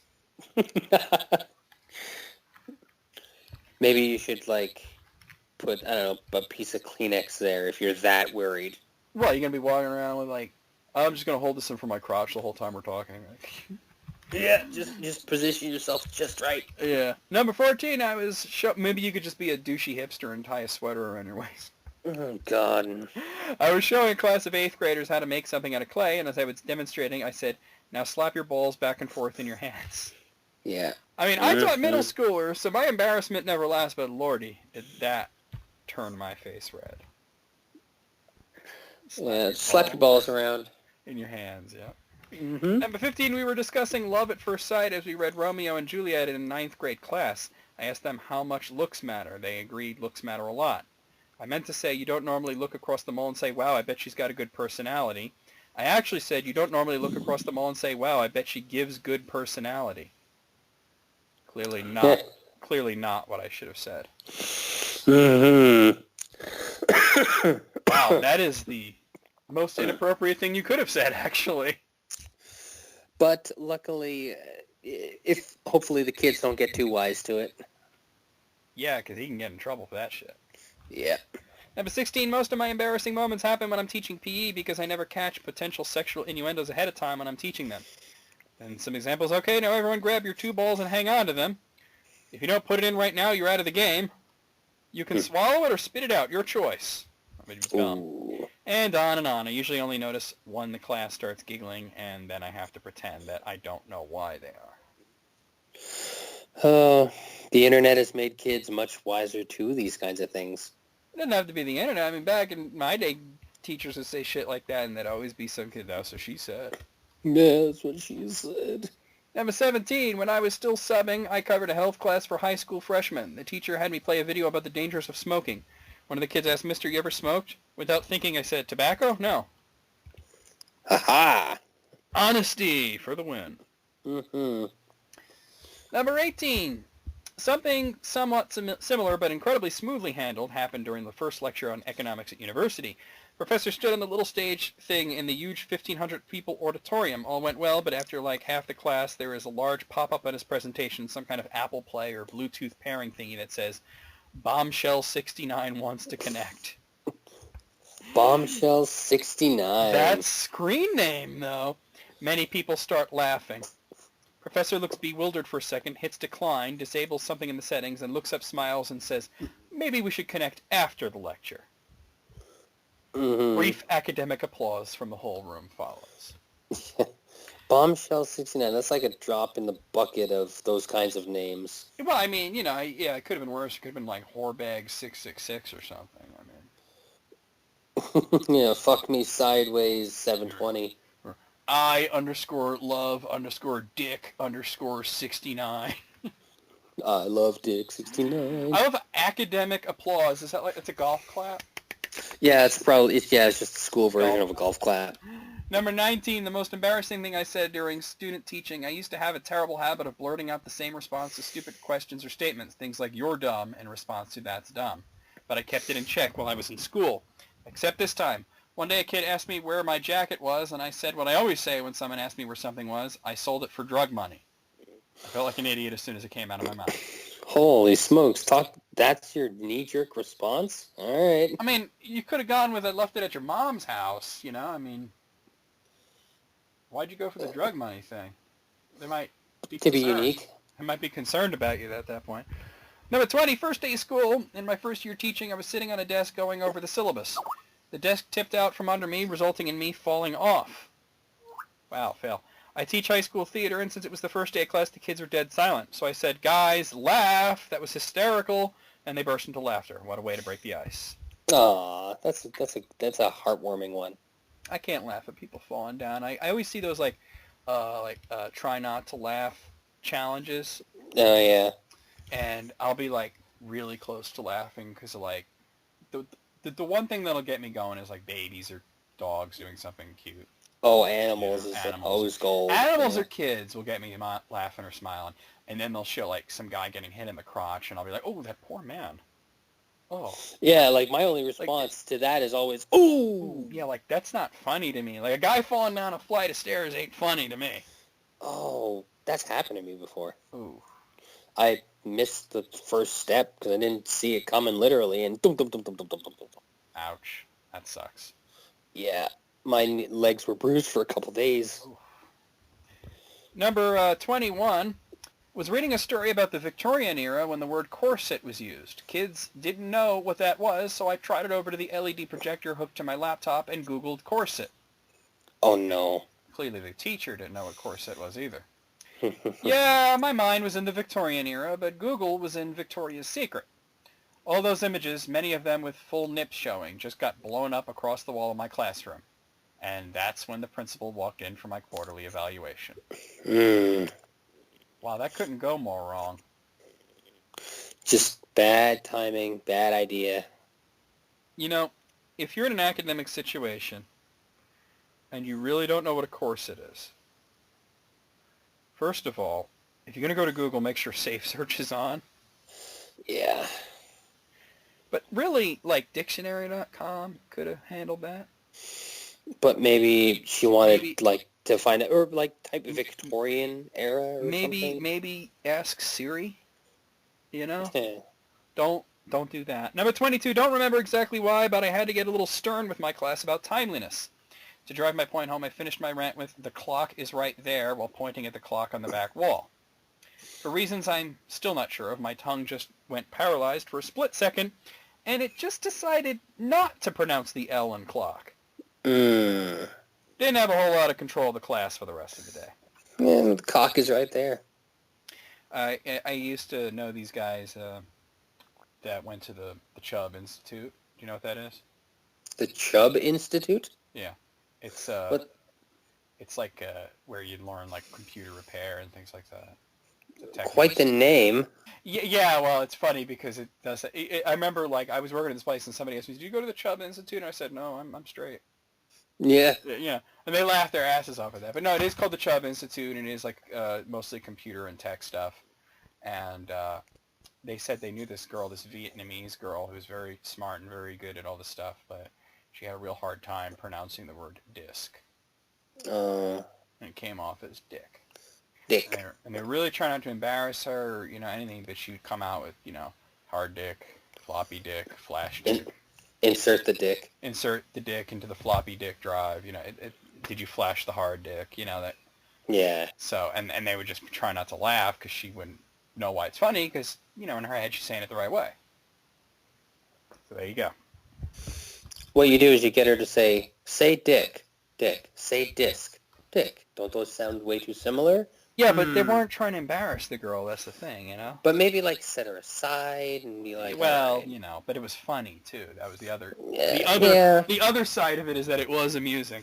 All right, number 23. I'm a fourth grade teacher, and before winter break, my class was making ornaments to take home. They were simple glass balls that were filled with paint. We were starting to clean up, and a few boys were still working on the ornaments on the other side of the room. I yelled over to them, "Name and name. Get your balls over here right now." As soon as I said it, I realized my mistake. Uh-huh. Get your balls over here. Get your balls over here. I'd like to think that they have a thick New York accent. Why not? Why not, right? It is funny. Number 24, this is a long one. I just begun class, freshman comp at community college, and was going over what the day's plan was. The student walked in a few minutes late, sat down, and pulled out his computer. Upon opening the computer, very loud moaning sounds of porn emanated into the room for approximately 3 seconds. Once he got it to stop, he shakily said, "I'm sorry." I stood at the podium and said and a couple of times and then said, "Give me just a minute, guys." I stood there looking down at the podium, trying to collect my thoughts as calmly as humanly possible so I can continue class like nothing happened. After around 15 seconds of pure and uncomfortable silence, a kid from the back of the room let out a 2-syllable guttural chuckle. I lowered my head to behind the podium with my hands still clasping onto it above my head as I bent over and lost my shit. I laughed hysterically and uncontrollably for at least 30 to 45 seconds, emulating Stewie's ridiculous laugh from that episode of Family Guy, but with far more wheezing and high-pitched squealing. The entire class started laughing with me as soon as I started. After I was finally able to collect myself, I apologized to everyone and said I was sorry and that I had tried so hard to remain composed. Later, when telling the story to the other faculty, they agreed that there's no time in pedagogy classes devoted to the appropriate reaction to porn noises being played during class, and that I did the best with what I could by not calling the kid out. I literally didn't make eye contact with him once, or kicking him out of class for something that was embarrassing enough as it was. Yeah, I mean, if you're gonna laugh, just do it. Go big or go home, right? Right. Porn noises. What would you try to, reel yourself in? I don't know. I haven't really been in that situation, where something like that happened. I would probably actually make a comment about it. I'd probably be like, I think that's for a different class. Yeah. Something like that. It's for biology. Yeah, that's for Human Anatomy 101. Mm. Out of, how many were there? There were 24. What do you think? I know you said you seemed like they were very familiar, but I don't remember ever doing this. So. I eventually knew all of them as you were saying them. Wow. Maybe you've read the list. I don't remember reading any of these lists. Actually looking at them, reading them. No. Maybe we did it when not recording. Oh, That's possible, Maybe. because sometimes we'll have those nights where we just, read funny shit to each other and shit, Okay. That's that was possible. probably it. Because I really don't think we did that in List Curse. And I could be wrong, maybe, but it says it's only a month old. So, Yeah. it's not Okay, I know I didn't do it with Peyton, and, Yeah, but aside that, out of 24, I got to give it a 24. Those are all still gold. I'm going to give it a 20. A couple of those didn't sound too embarrassing. I don't know. I mean, in the heat of the moment, I think they'd all be quite embarrassing. Now, recently on List Critics and List Critics 2, we have been enjoying this one website, ratemyjob.com. They have a lot of job-related lists. And I found this one that I think is interesting. It does have to do with job interviews. Now, have you been on a lot of these? Because I know you pretty much didn't work much, and then you got the job at Walmart, and you've just been there ever since. But have you done a lot of job interviews in the past? I've done a couple. Some that were very tense, some that were more easygoing. Have you ever found a reason to just walk out of one? Yes. Ooh, do tell, because that's what this list is about. It was for this. It was. I think it was one of the first interviews I ever did, where it was just for one of those sell opera tickets to people. Like you phone them in and you call them, call center, Wow, though, I can only imagine getting that call. Are you interested in the opera? Yeah. And I'd be like, man, yeah, how did you know? But I had to sell myself on loving the opera and how much I hate the opera so much. And this is coming from a guy that likes classical music. Some operas are all right, but most of it is... I don't know about that. I Magic Flute and all that. But have you actually seen it? I've seen the Magic Flute. I'm just talking about listening to the Mozart, I mean, going to the shit. Well, I don't know if I'd be all about that. Exactly. Thank you. But I'm just saying that, but it's weird that that's a job that not only, when you said selling opera, I thought you meant you work for, the theater and people would call and you'd process the order. No, you're talking about actually cold calling people and being like, hey, you in the Total opera? Cold calling. How would that even work? That is such a niche market. Yeah, it is. What do you just Google what is the white part of town and then start calling there? No, it does one of those random number generator thingamabobs. Wow. Like Well, that's, so you were just like, oh hell no. but I needed money. I wanted a job. It was another thing. What was the And point that made you walk out of the interview? oh, I didn't actually walk out. I just wanted to walk out. Oh, okay. But I have never walked out. These are because, people who did, and the reasons why. Oh, damn. Because the thing is, at that point, I just needed a job so bad. I mean, So yeah, I was willing to understand take that. anything. Okay. But I felt like I was underselling what I was capable of trying to get this job. You know, that kind of thing. And Like obviously- this is not my area of expertise. Obviously, you didn't wind up at the Opera call center. Oh no, I totally got it. You did? But 3 days later, I was fired What did because they fire you for? I didn't sell any tickets at all. Well, who is? Who is having that luck to randomly stumble on someone who's in... Like, don't you Get- think that if somebody's looking for opera tickets that they're going to, like, Google it or something? They're not going to Get- wait for someone to call them? Get this, the guy next to me was selling them like hotcakes, and he started the day I started. I was just as charismatic as he was, believe it or not. I was Yeah, just but as it's gotta I be- was just as polite. This guy was just like boom, boom, boom. It's every got to single be the call. luck of the draw. Like, it just seems to me that if somebody wants opera tickets, they're going to go out and look for opera tickets. They're not going to wait for someone to call them.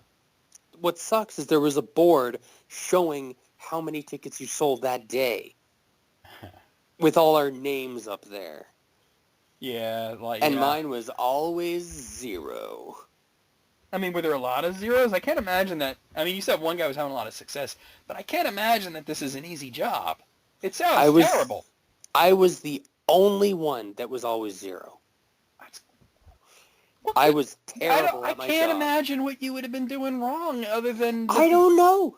There was one lady that said, like, I was calling around, like, 8 p.m., and she was like, you are calling far too late. We have children here. Like, I was getting chewed out for calling far too late at 8 o'clock. And you're like, I'm sorry, ma'am. Click. Yeah, the mandatory cutoff time is 9 o'clock, actually. Oh, there you go. But, like, you're getting chewed out by people, and it's like, I didn't ask for this. Yeah, no, who would? I can't believe that people were doing well at this job because it seems like such a fucking crapshoot. The guy next to me couldn't, put them down. Like, he was like the wizard at this job. It was Wow. unbelievable. Well, let me tell you, it sounds like a shit job, so no... Yeah, I was kind of glad I got fired Yeah. so early. I still got paid, but Oh, there, man. All right. shit, it was Well, awful. this is how many of these are there? Let me see. Oh, it doesn't say how many, but applicants share the funniest reasons or funny reasons why they walked out of an interview. Okay.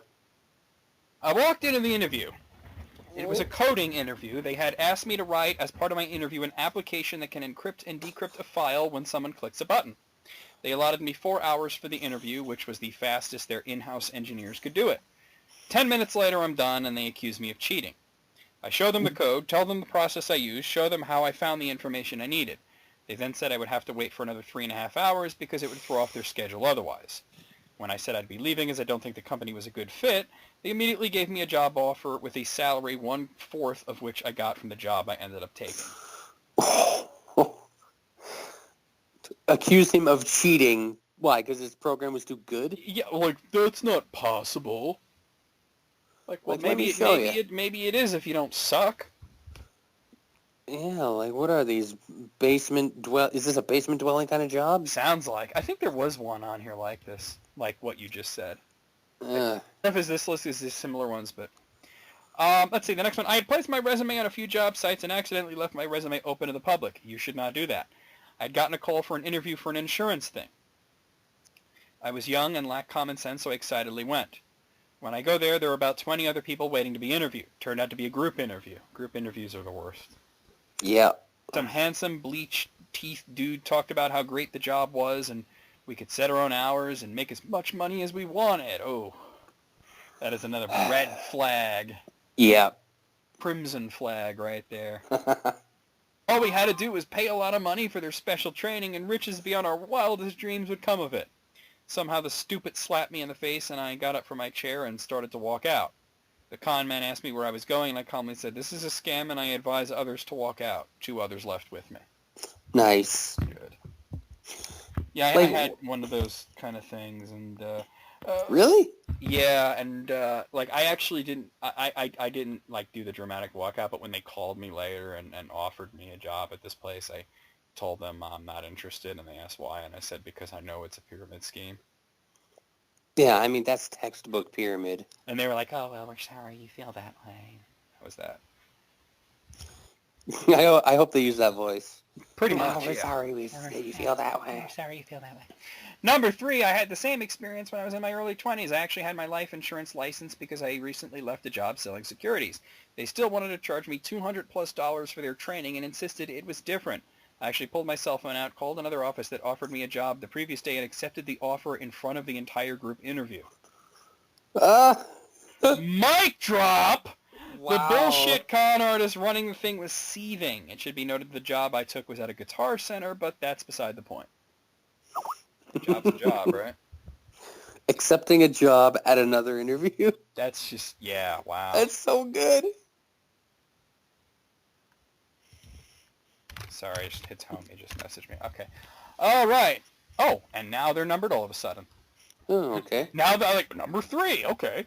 I got a call about a marketing position I applied to in New York City. The posting seemed legit, but after I applied, the red flag started flying. Their website said nothing about what they do or what services they offered, just about how much their employees loved working at this place. God. Then they made the mistake of calling me within 30 minutes of applying. I knew that I had a damn good resume, but a response within a half an hour was absurd.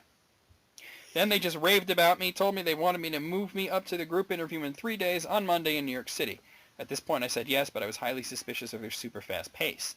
Then came the research. I looked into the phone number they called me from. It led me to a company with a similar name, which showed me that they were being deceptive of who they really were.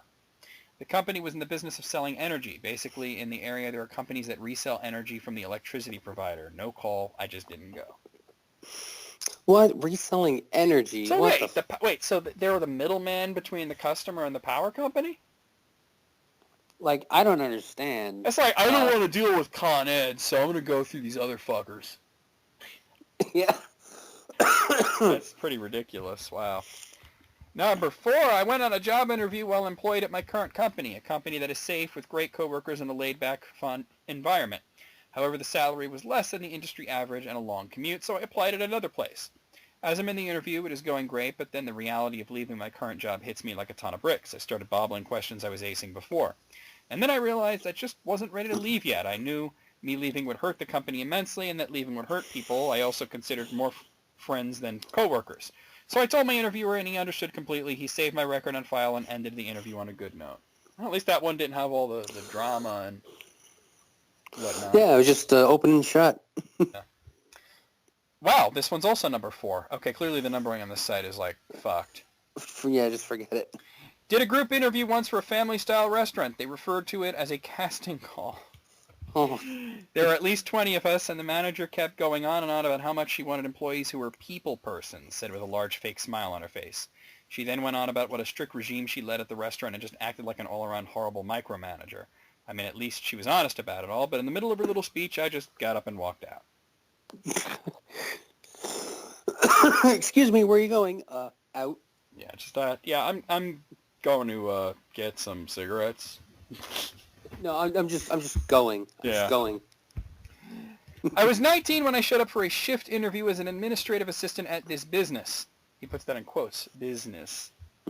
Told me over the phone that he owned his own business, it was growing, and that he needed someone to pay bills, write letters, answer the phones, etc. Oh, this is the basement operation I was talking about. Oh, yeah, okay. The business is a residence. He answers the door wearing shorts and a t-shirt. He's about 35. He ushers me into his empty house and into the office in his basement. The office is a single desk. Other usual basement stuff fills the basement, old couch, storage tubs, and an old TV. He explains the other 2 employees are off today and asks me to do some filing in the one drawer of the desk. He steps outside to take a phone call, and I'm completely freaked out. I am alone in this guy's basement. I realize no one else knows I'm here. While I sort his messy desk, the guy sits on the couch reading a book and goes outside several times to speak on the phone. Finally, at lunchtime, he says he prefers it if I bring my lunch and eat there. I tell him I'd planned on picking something up for lunch, and he offers me food from his fridge so I don't have to go out. The creep factor is high. I Oh my politely God. decline, grab my purse, and get out of there. Never looked back. Maybe this was completely innocent, but it felt very, Very strange. Yeah, it would have made me feel like slimy or something. He's like, stay forever. You will be my new girlfriend. I have some frozen steaks and ketchup. You want to watch anime with me? It has to be anime. Oh, of course, yeah.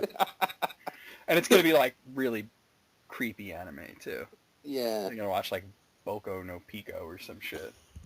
I don't even know what that is. I don't even know if I said it right. That's that. I'm thinking of that child molestation anime. What the fuck? I know about it because somebody put it on one of these lists or list critics, and me and Tiny were talking about it, and I'm like, what the hell is that? I'm going to end up Googling it, and it was a bad idea to Google it. Bad Google. All right, number whatever, I applied for a position as a manager of a restaurant. At the time, I was already a general manager at another restaurant, and I had years of management experience. They called me and asked me to set up an interview, which I accepted. When I arrived 15 minutes early, I checked in and was told to take a seat, where I waited for 45 minutes past my scheduled interview time.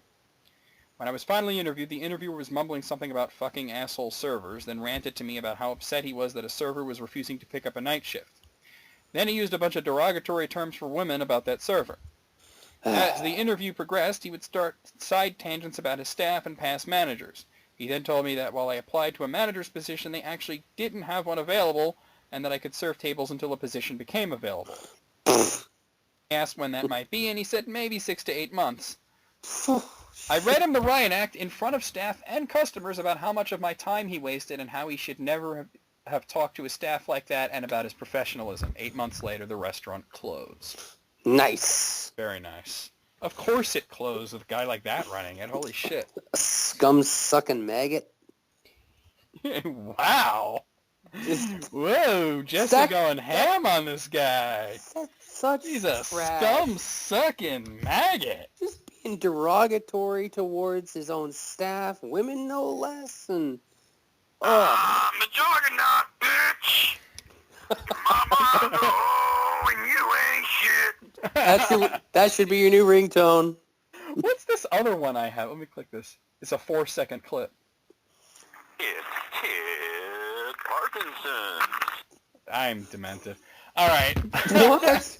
It's Kid Parkinson's. Oh, man. A YouTube video. All right. When I had an interview in a bar for a part-time student job, I would always come in an hour or so early, sit down, have lunch or a couple of coffees, and just taste the atmosphere, so to say. I mean, the place is going to pay me peanuts, which I know and accept, so at least the vibe has to be good. One time while I was scouting the place, a girl dropped a tray of drinks, breaking some glasses and wasting the drinks.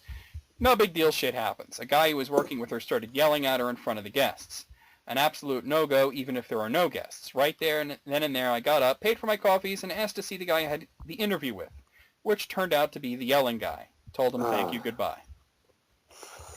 These people who just flip on the turn of a dime because, oh, there was an accident. It's an accident. I mean, if it's a situation where, like, maybe this girl's always dropping trays and shit, and you take her aside and, you do that away from the main area, you know what I mean?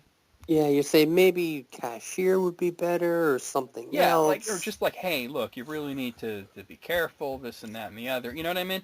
Yeah. Definitely. Not in front of customers. That's And you really shouldn't be yelling either. so tacky. All right. I'm vamping here because here we go. I lost the tab. I got it back. All right. Number something. Went for an interview at school, which turned out to be a group interview, something I absolutely hate. God. To my mind, it shows a lack of respect for the individual candidates. It quickly emerged from how buddy-buddy the other candidate was with the interviewer that they had known each other for some time. It was obvious to me that the school had already decided who they wanted to hire, and that they had plucked some other poor sap at random from the pool of applicants to make the process look above board. I had already been given my travel expenses, so I had no qualms about saying, excuse me, I think we're done here, and leaving. Really pissed me off, given that I had traveled halfway across the country. Oh, man. That's a hell of a thing.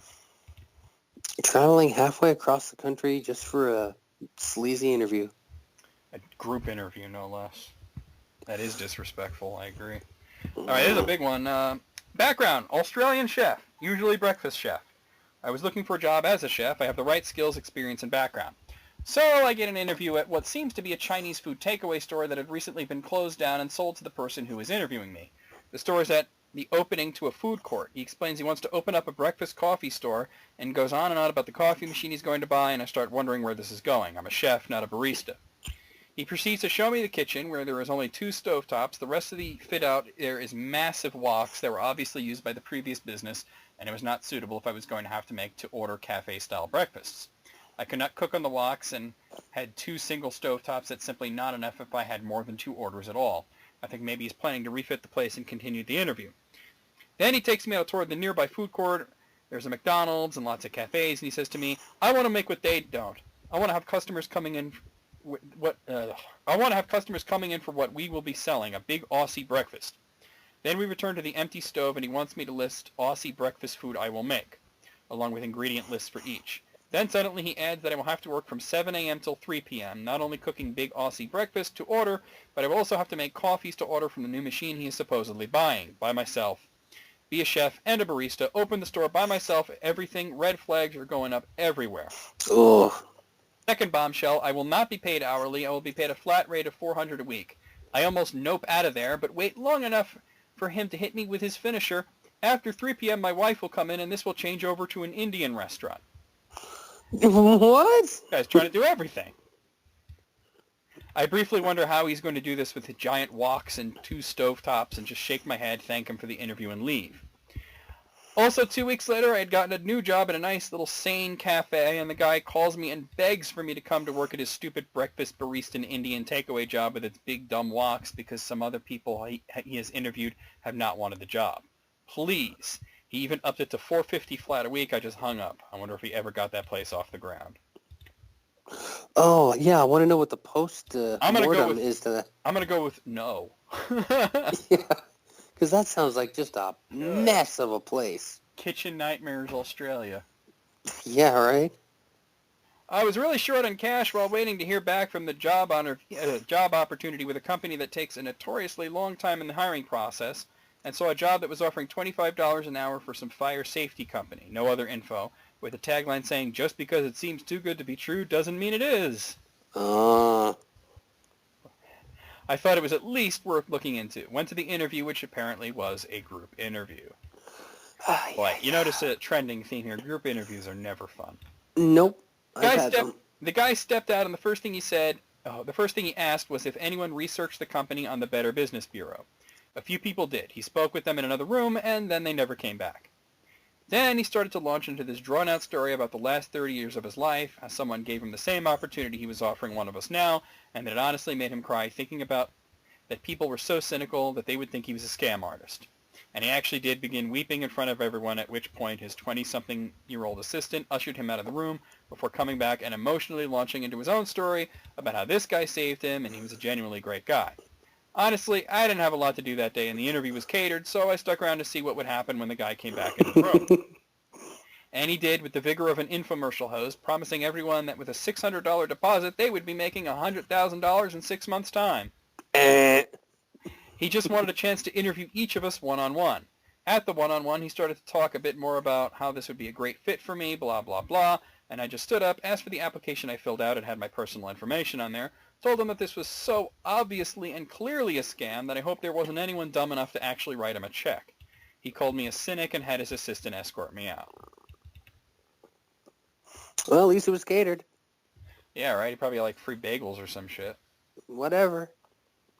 Jesus. All right, this was a lab position interview for current undergraduates. It turned out to be a total fraud that was partially enabled by the university. How I got this interview was through a bio class. At the last 10 minutes of lecture, a speaker took over and announced that they were part of an organization that placed ambitious undergraduates into internships in the biological sciences. Great, me and my classmates say as we put our contract info down. I go through 2 phone interviews and they deem me in the top 15% of applicants, and as such I'd be attending an in-person interview. I excitedly go the next morning to the location and see 2 other people already waiting, which I find weird, but not that weird if some university-associated program is helping you find an internship. We do a group interview in some classroom on campus where we talk about medical and graduate school, science, skills, and knowledge, etc., and we are told how they can put us in a unique opportunity for success in these fields. He asks us to silently read over a brochure for 1 minute. It's a brochure for fucking painting houses. What? College Works Painting is in bold on the front with pictures of smiling students doing manual labor. The guy is sitting there with a big white smile and starts the high-pressure tactics implying we are already sealed into the job. I just packed up and left as the guy peppered me with jabs about being a failure. One other interviewee left right after me, but the third, unfortunately, was hoodwinked into signing a contract thing on the spot. She told me right after and was really regretting it. Don't know what happened to her. Apparently this happens all over the country, and once students catch on, they leave and then return a year or two later. I try to spread the warning to my incoming undergraduate friends. They want them to paint houses? Like honestly. I mean, is there like a little meth lab and a hospital tent in this house? It's a front. It's all a front. There's some shady shit going on there. Holy crap. And like, You're in the top 15%. What is this? Top 15% of what? Painting? Paint my house. You paint my wagon. My vision is so bad I can't drive. Oh, hey, Jesse.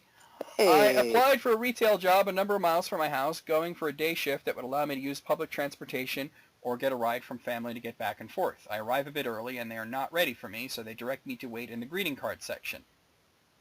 I end up reading almost every greeting card and feeling awkward as customers pass and stare at me as the clock ticks away past my appointed interview time. It was a full 45 minutes before the woman who told me to wait in the greeting card aisle shows up, complaining they were wondering where I was, before leading me back for my interview. I speak with the woman handling the interviews for about 3 minutes before she tells me that they don't have any openings in the shift that I applied for, never mind that they advertised it. She informs me I'll have to work the evening shift and that I should expect to be working well past the closing time of 11 p.m. to clean up afterwards. I got the distinct impression she was discussing unpaid overtime with regards to that. When I explained that I couldn't do that and that I had even brought up that fact in my initial phone interview, I was told that I could take it or leave it. A smile on her face indicated that she thought I was between a rock and a hard place and that I had no choice but to take the job. I just turned and walked out, apologizing to my ride for having to wait so long due to a bunch of assholes. My would-be boss thought someone with a disability would have no choice but to work for her with no accommodation for the disability. Good for him or her. Good for them. For that person thing. Yes. Face. That they have some dignity. Yep. Was at an interview for a call center sales position at the local telecommunications company. I've had a few interviews that has a test. Usually it's questions like, you're in X situation, what do you do? Show how fast you can type kind of crap. Administered to a group to eliminate a group of candidates faster before doing in person. However, this interview turned out to be a 2-hour test that was the MMPI with the critical questions blanked out. If you don't know, it's a 550-plus true-false test used with psychologists to assess personality and mental health issues with the critical questions that figure if you're schizophrenic and seeing shit or suicidal.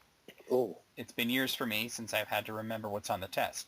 I was like, 1, why do they need this data? 2, could they hold it against me later if they think I'm crazy? 3, why should I waste my time for doing a test for hours for a $14 an hour job? And 4, these interviewers are idiots. Best is the test has a lying scale, so if you just checked whatever, it would know if they were even scoring it right. I walked up with the test and said I was a psych major, I know what the test is, and what was the point of this, as it has nothing to do with selling phone plans, and I noped out of there. A buddy of mine got a job there and said it was the standard soul-sucking call center shithole, so I didn't miss out on anything. Oh, man. Cold calling people, give them opera tickets, you know? Oh, God. Can you imagine, like, you just call somebody and they're like, hello, and you're like,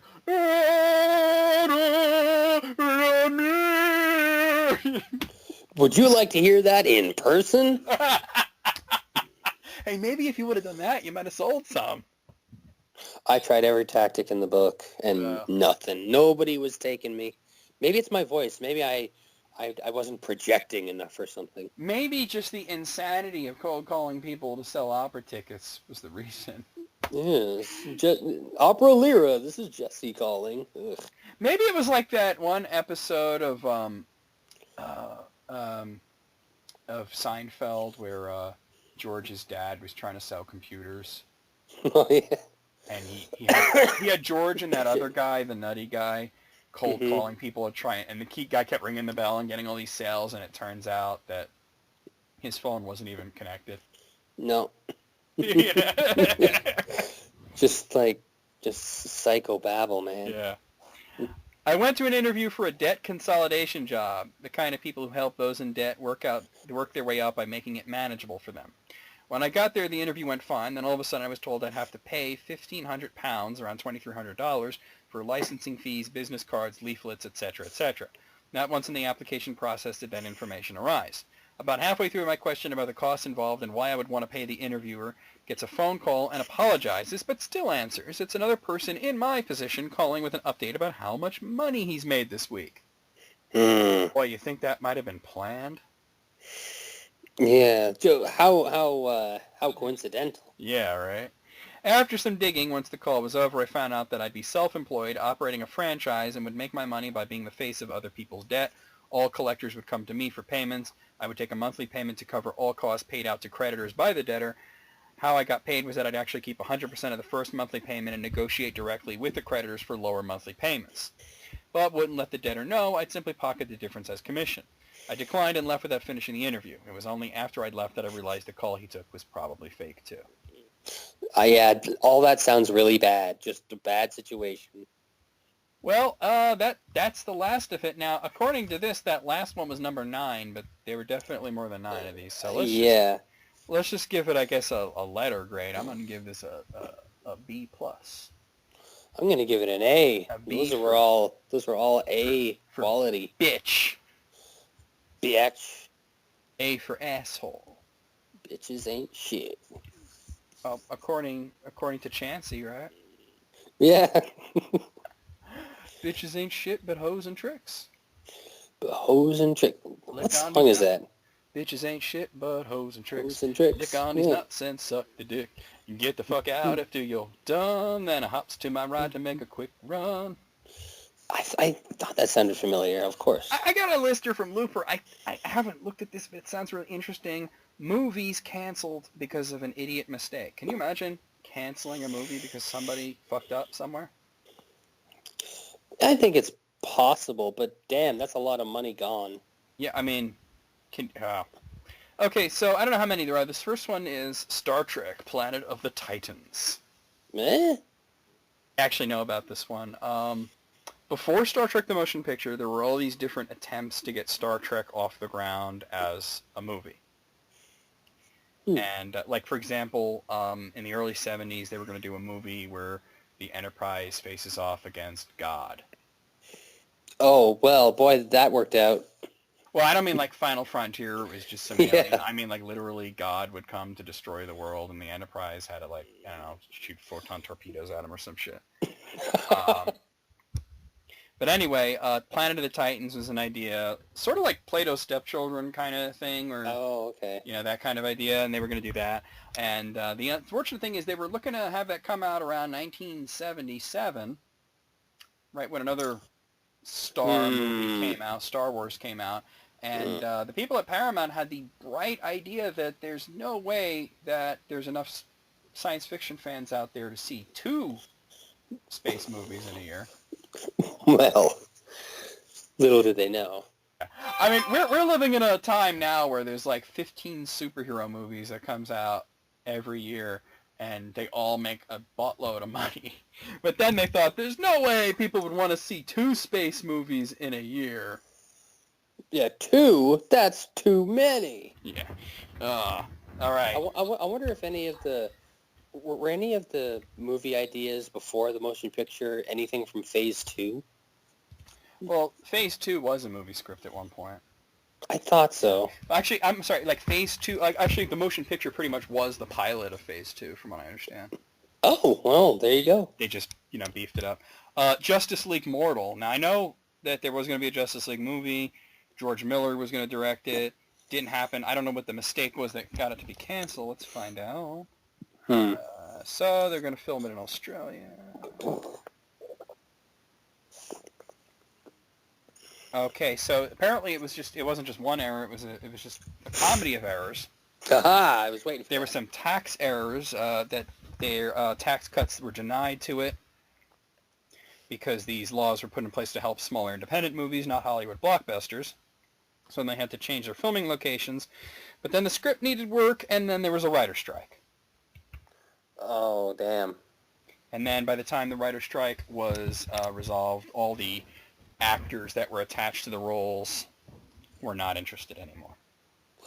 Or possibly also attached to other things by then. Yeah.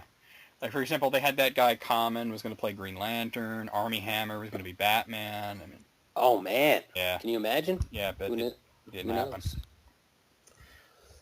Okay, I clicked to the next thing, but okay, Pyongyang is the next one. Oh, the place. Yeah, but it's actually there was a graphic novel called Pyongyang, and about the capital of North Korea, and there was a movie version of it. It was going to start shooting a couple of years ago. Did not happen. They were going to get Gore Verbinski was going to direct it. Steve Carell was going to be in it. Oh. Then the interview came out. Oh. There was the bomb threats and the hacking and things like that. They pulled it before it even started filming. Eee. Yeah. So Maybe they'll revisit the it in idiot the mistake. future. The idiot mistake, of course, was letting themselves get hacked. And Yep. okay, Uncle Tom's Fairy Tales. The full title of this was Uncle Tom's Fairy Tales, the movie for homosexuals. What? It's Richard Pryor. Oh. Okay. Yeah, he wanted it to just sound offensive. Okay. So anyway, apparently he was really obsessed with getting this movie done, that he was neglecting his wife. Oh. And she called him out on the fact that he was neglecting her because of his movie, and I guess to prove a point, he shredded the script. It was the only copy. What? Oh, Yeah. wow. Oh, not the script. It was actually a print of the movie. Oh, wow. Ooh, that's even worse. Ooh, So actually, ooh. the movie was made, never released. Oh, damn. That's crazy. Newt, N-E-W-T. This is actually a Disney Pixar movie that was going to come out. Yeah, didn't they leave, like, little hints of it in one Oh, movie? Yes. Yeah. It's Rio. Well, no, Rio was Toy Story 3. Rio came out. Fox Animation made Rio. The problem is Rio came out first.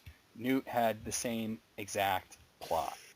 So they were like, if we release this, it's going to look like we're ripping off Rio. What about when Ants and A Bug's Life both came out around the same time? Wasn't that a bit... Yeah, but they weren't actually, the plots weren't similar at all, though. Well, no, but I guess just the Yeah, they just happen to looked- have two bugs. That's like Armageddon and Deep Impact, Or Olympus Dante's has- Peak and Volcano. Or Olympus Has Fallen and White House Down, Yeah. But this was a thing where like the plot was pretty much identical. Oh, man, okay. And Pixar canceled the entire movie. Oh. And Rio wasn't even really that big of a hit. So, No. But didn't they make a sequel? yep. Okay. Anyway? I don't know if they did or not. Inhumans, technically speaking, they haven't canceled. They haven't come out and said it's canceled, but Inhumans was supposedly going to come out 2019. It's been removed from Marvel's schedule. And they were actually starting to ramp up the Inhuman storyline in Agents of S.H.I.E.L.D. and everything. So they were building up to introducing these characters. Vin Diesel was going to play Black Bolt. And the reason that it's been removed from the schedule, or at least postponed indefinitely, is because they finally got the rights to Spider-Man. Aha, okay. Only they had to shift things around to put a couple Spider-Man movies in there. Yeah, because they're like, well, Spider-Man's probably going to be a little bit more popular than the Inhumans. Well, Inhumans is interesting because Inhumans was basically going to be Marvel's take on like X-Men because they can't even make an X-Men movie. So they're like, well, we have the Inhumans. They're kind of like mutants. You can't even say the word. They can't even say the word mutant. It's true. Yeah. No. Okay, the Revenge of the Nerds remake. Ooh, I don't know if that'd be good or bad. Been hearing about that for ages. It never came out. Hmm. So let's see why. Let's see. So apparently they were going to shoot this at the University of Atlanta, and then they pulled out after they read the script. Hmm. But they so they had already shot a bunch of the movie, but then the university didn't want them there anymore. So they got kicked out of their filming location. Man, they should have rebelled like the Revenge of the Nerds. So then they tried to switch the shoot to another location, But then the Fox Atomic president Peter Rice saw dailies of the shoot. He wasn't happy with the small potatoes look of the movie and shut it down completely. Oh, man, what happens to all those people that were like in it? Like they're like, man, I'm going to be part of the next Revenge of the Nerds movie franchise. Do you really think that that's a point of pride?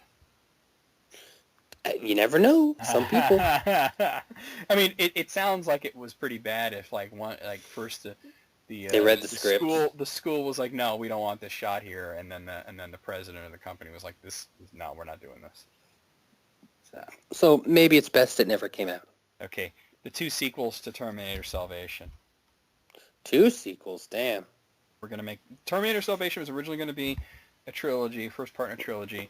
It didn't perform as well as they hoped, so they were like, well, let's try something different. And that wound up being Terminator Genesis. Yes. Which was... I haven't seen it, but I've not heard anything even remotely positive about it. I haven't heard anything good at all about it. Not even remotely positive. This one's called Midnight Rider. Apparently it was going to be a biopic about classic rock legend Greg Allman, the Allman Brothers, of course. Yeah. And William Hurt was going to be in it. And let's see, they started filming this in early 2014, and the sequence they were filming at first was a train going over a trestle in rural Wayne County, Georgia. A hospital bed was placed on the trestle. It wasn't the safest shooting location. The company that owned the railway had actually denied filming permission to Midnight Rider, and a train came down on the tracks while they were filming. High over a river. Not everyone is able to get off the trestle in time. As the train hit the bed, flying debris struck camera assistant Sarah Jones. The debris knocked her into the path of the train. That didn't end well. Oh. The movie's director was found guilty of involuntary manslaughter and criminal trespassing and was sentenced to 2 years in prison and 8 years of probation. Oh, shit. So, yeah. Wow. Shooting without a permit, somebody gets killed, people get injured, the director goes to prison. All that. Yeah, that's all just levels of stupid right there. It's incompetence. Son of Fletch. Oh, yeah. I heard about so apparently they wanted to make this. Kevin Smith pitched this to Universal Pictures. Yeah. And let's see what happened. Well, Smith claimed that Chevy Chase's incessant grandstanding turned him off. So that might have been it. That was it? Oh. I thought there was more to it. Remember, these are canceled for stupid reasons. You know. And speaking of which, the next one is Fletch 1. Oh, okay. We're going to do an origin story about young Fletch, and once again, they tried to get Kevin Smith involved in this. But he wanted to cast people that he likes to work with, Jason Lee Scott and all these people that he constantly uses. Ben Affleck, Matt Damon. Well, yeah, and Miramax, they didn't like the idea of that. So he really wanted Jason Lee to be Fletch. Miramax said, no, he's not a big enough star. They couldn't reach an agreement, so they canceled the whole shit. Just because he's not a big enough star. Yeah, there you go. Okay, Dumb and Dumber 2, I mean, they eventually did make it, but that was a long way in the pipeline. Too long. They left it in the oven far too long. Not to mention there was that terrible prequel. Oh, Dumb and Dumberer? Dumb and Dumberer, when Harry met Floyd, or whatever it was. So apparently the original idea for the Dumb and Dumber sequel was that it would be written by Trey Parker and Matt Stone. Oh, dude. Which is an amazing idea. Yeah. But they were a little too busy to work on it because of South Park, and then eventually they decided they did not want to do it because they did not want to work on something that was not their own creation. Oh, smart. Okay. They actually returned the money that they were already paid. Oh, that's actually not a stupid reason. That's a pretty good reason, actually. Yeah. Okay, The Adventures of Fart Man. Oh, Howard Stern. Howard Stern talked about this forever, and it just never happened. It just never happened. And apparently, it was an argument between Howard Stern and New Line Cinema that they wanted it to be PG-13, and he was like, there's no way that would even be remotely funny. This is going to be an R-rated movie. And he pulled out of it because they insisted that it wasn't going to be released unless it got a PG-13 rating. An R-rated superhero movie, that'll never work. Yeah, right? You know what's funny is that, everybody treated like Deadpool like it was like the first time that ever happened. Hardly. Well, there have been ones beforehand. It's just, I mean, this is just anybody on the ever map see a now. movie called The Crow? It was a pretty big deal back in the day. Yeah. You ever heard of this guy Blade? I don't know. Yeah, he did a couple movies. Okay, this one doesn't even have a name, but there was going to be a Freddie Mercury biopic starring Sacha Baron Cohen. I heard about this. It looks a little bit like a ugly Freddie Mercury. I think they could have made him up right. Yeah, honestly. if Freddie Mercury was just a little bit uglier, he would be that guy. Well, they can make up, doll him up better. Yeah, of course. So apparently they had some issues with the estates and the people who, the surviving members of Queen, and apparently Sacha Baron Cohen signed on thinking that it was only going to be about Freddie Mercury, and then he realized that he was going to be killed off in the middle of it, and that he was only going to be in half the movie. So, yeah, no, why would you even do that? Wouldn't it end with him dying? Yeah, because you want the movie to be all about him, because he's the show, right? Imagine if it's also like you're telling a story, even if it's a documentary or biopic, you're telling a story. Like imagine if you went to see Straight Outta Compton, and after Eazy-E died, the movie goes on for another half hour. Right? It's like what more do you do? Yeah, I mean, there's still stuff, but that's a different movie. That's a completely separate story. You have to end it in a logical place. Because that would be the end of NWA. And not to mention that, this says the second half to show how great they were in the 90s after Freddie Mercury died, a period that produced 2 studio albums and no hit singles. That would undercut Freddie Mercury as well, as a person. Yeah, we're just going to, hey, let's... Look at how great we were Let's without release him. our demos as records and hope that they do okay. Yeah, it's like, don't worry about this guy. It turns out we didn't need him. Like, come on. So apparently this isn't fully canceled, but it is in limbo. Yeah, they still want to make it, and I think he deserves his own movie. Okay. I do think that a Freddie Mercury biopic could be really interesting, but it's got to be done right. It doesn't sound like they were doing it right. So Sasha actually left for a good reason then. Yeah, well, it sounds like the stupid mistake was just making the script like that to begin with. Yeah. That was the stupid mistake, was not ending it with Freddie's death. Like, you do the thing where he dies, you show the funeral, you have people being sad, you do like a little tribute at the end, and then you roll credits. That's just a little denouement, and then boom, you're done. Yeah, I mean, you don't just like have him drop dead and then roll credits, but that's the logical ending. Right. So that's just insane. Well, I don't know how many there were because they weren't exactly numbered, so let's give this a letter grade. What say you? I'm going to say A. A! A. A! I'll give it an A as well. All right. How about just one more list? Okay. One more list. Okay, so it's still the very beginning of 2017 here. It's only February. But already, Looper has a list of the most anticipated movies of 2018. 2018? Good Lord. Movies that are scheduled to be released in 2018 that, have some hype behind them. Yeah, they're scheduled. Let's see how many of them make it. Well, I'm imagining these are all going to be pretty big movies. But, well, let's find out. So the first one here, scheduled for release in January 12th, The Maze Runner The Death Cure.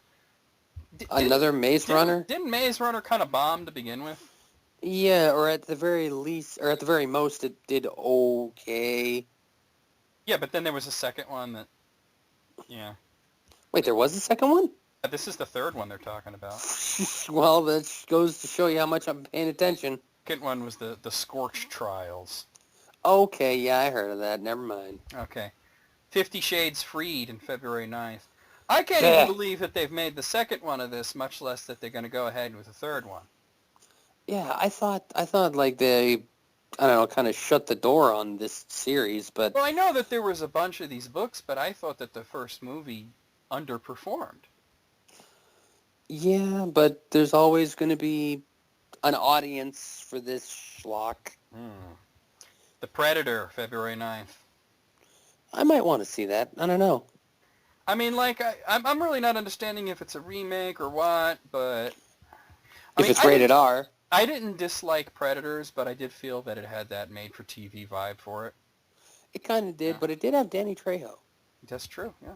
And he is usually pretty good. The Black Panther, February 16th. That'll be nice. I think much I'll enjoy that. He was the best part of Civil War, and Civil War had a lot of great parts. Yeah, I mean, how do you pick a great part in that movie? Easy. It's too many. Chadwick Boseman play the fucking Black Panther. Yeah, I guess so. Pacific Rim Uprising, February 23rd. I haven't actually seen Pacific Rim, so... Me neither. Tanya said it was really good, but... That's it's monsters fighting robots. I mean, you know. Okay, well, this movie coming out March 2nd is called Meg. Is it about the Family Guy character? No, apparently it's short for Megalodon. What? Got a giant dinosaur shark, and it's got Jason Statham in it. Oh, it's like another Sharknado-y kind of thing? Yeah, I guess. That's what it seems like. Do you know they're making a fifth one? I didn't know there was Sharknado? a fourth one! Guess what the fourth one's called? Fourth one? Sharknado: The Fourth Awakens. Okay, that is funny. You know what the fifth one's going to be called? Let's hear it. Sharknado 5, Earth 0. March 9th has Wreck-It Ralph 2. Oh, I really That's like cool. Wreck-It Ralph. Why not? I liked it a lot. That's cool. Okay. March 16th, The Flash. I hope it's. I was hope it's originally good. a little iffy on The Flash because I didn't think that they casted him right. Ooh. Ezra Miller wasn't doing it for me, but I did enjoy his performance in Fantastic Beasts, so I really think that really got me excited for it. He did have the very briefest of cameos in Suicide Squad, but like I said, it was like a second blink and you miss it kind of thing. Well, that's a Flash for you. Yep. So, but is there going to be any tie to the TV show? Should there be? No, it's completely separate because a different actor. I mean, you gotta remember like the TV show, like the whole CW verse there. I mean, they have like Supergirl and all that. They have like a completely different guy who is Superman in that. Oh, okay. It's like it's completely separate. Yeah. March 16th, Tomb Raider. We're going back to that. Who's going to be Tomb Raider this time? Alicia Vikander. No idea. You know, the name sounds vaguely familiar, like I might have Googled naked pictures of her at one point. Okay. Oh, I'm looking her up. Oh, God, yeah, she's fucking hot. Well, that's Tomb see. Raider for you. Like, what has she been in that I know her? Because I've definitely Googled this chick before. This is not the first time I've seen this face. Let's see. What was she in?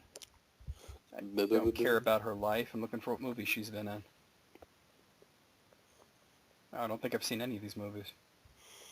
Yeah, well, she's been in stuff. I must have come across her at one point or another. Maybe one of those like nude celebrity things, you know?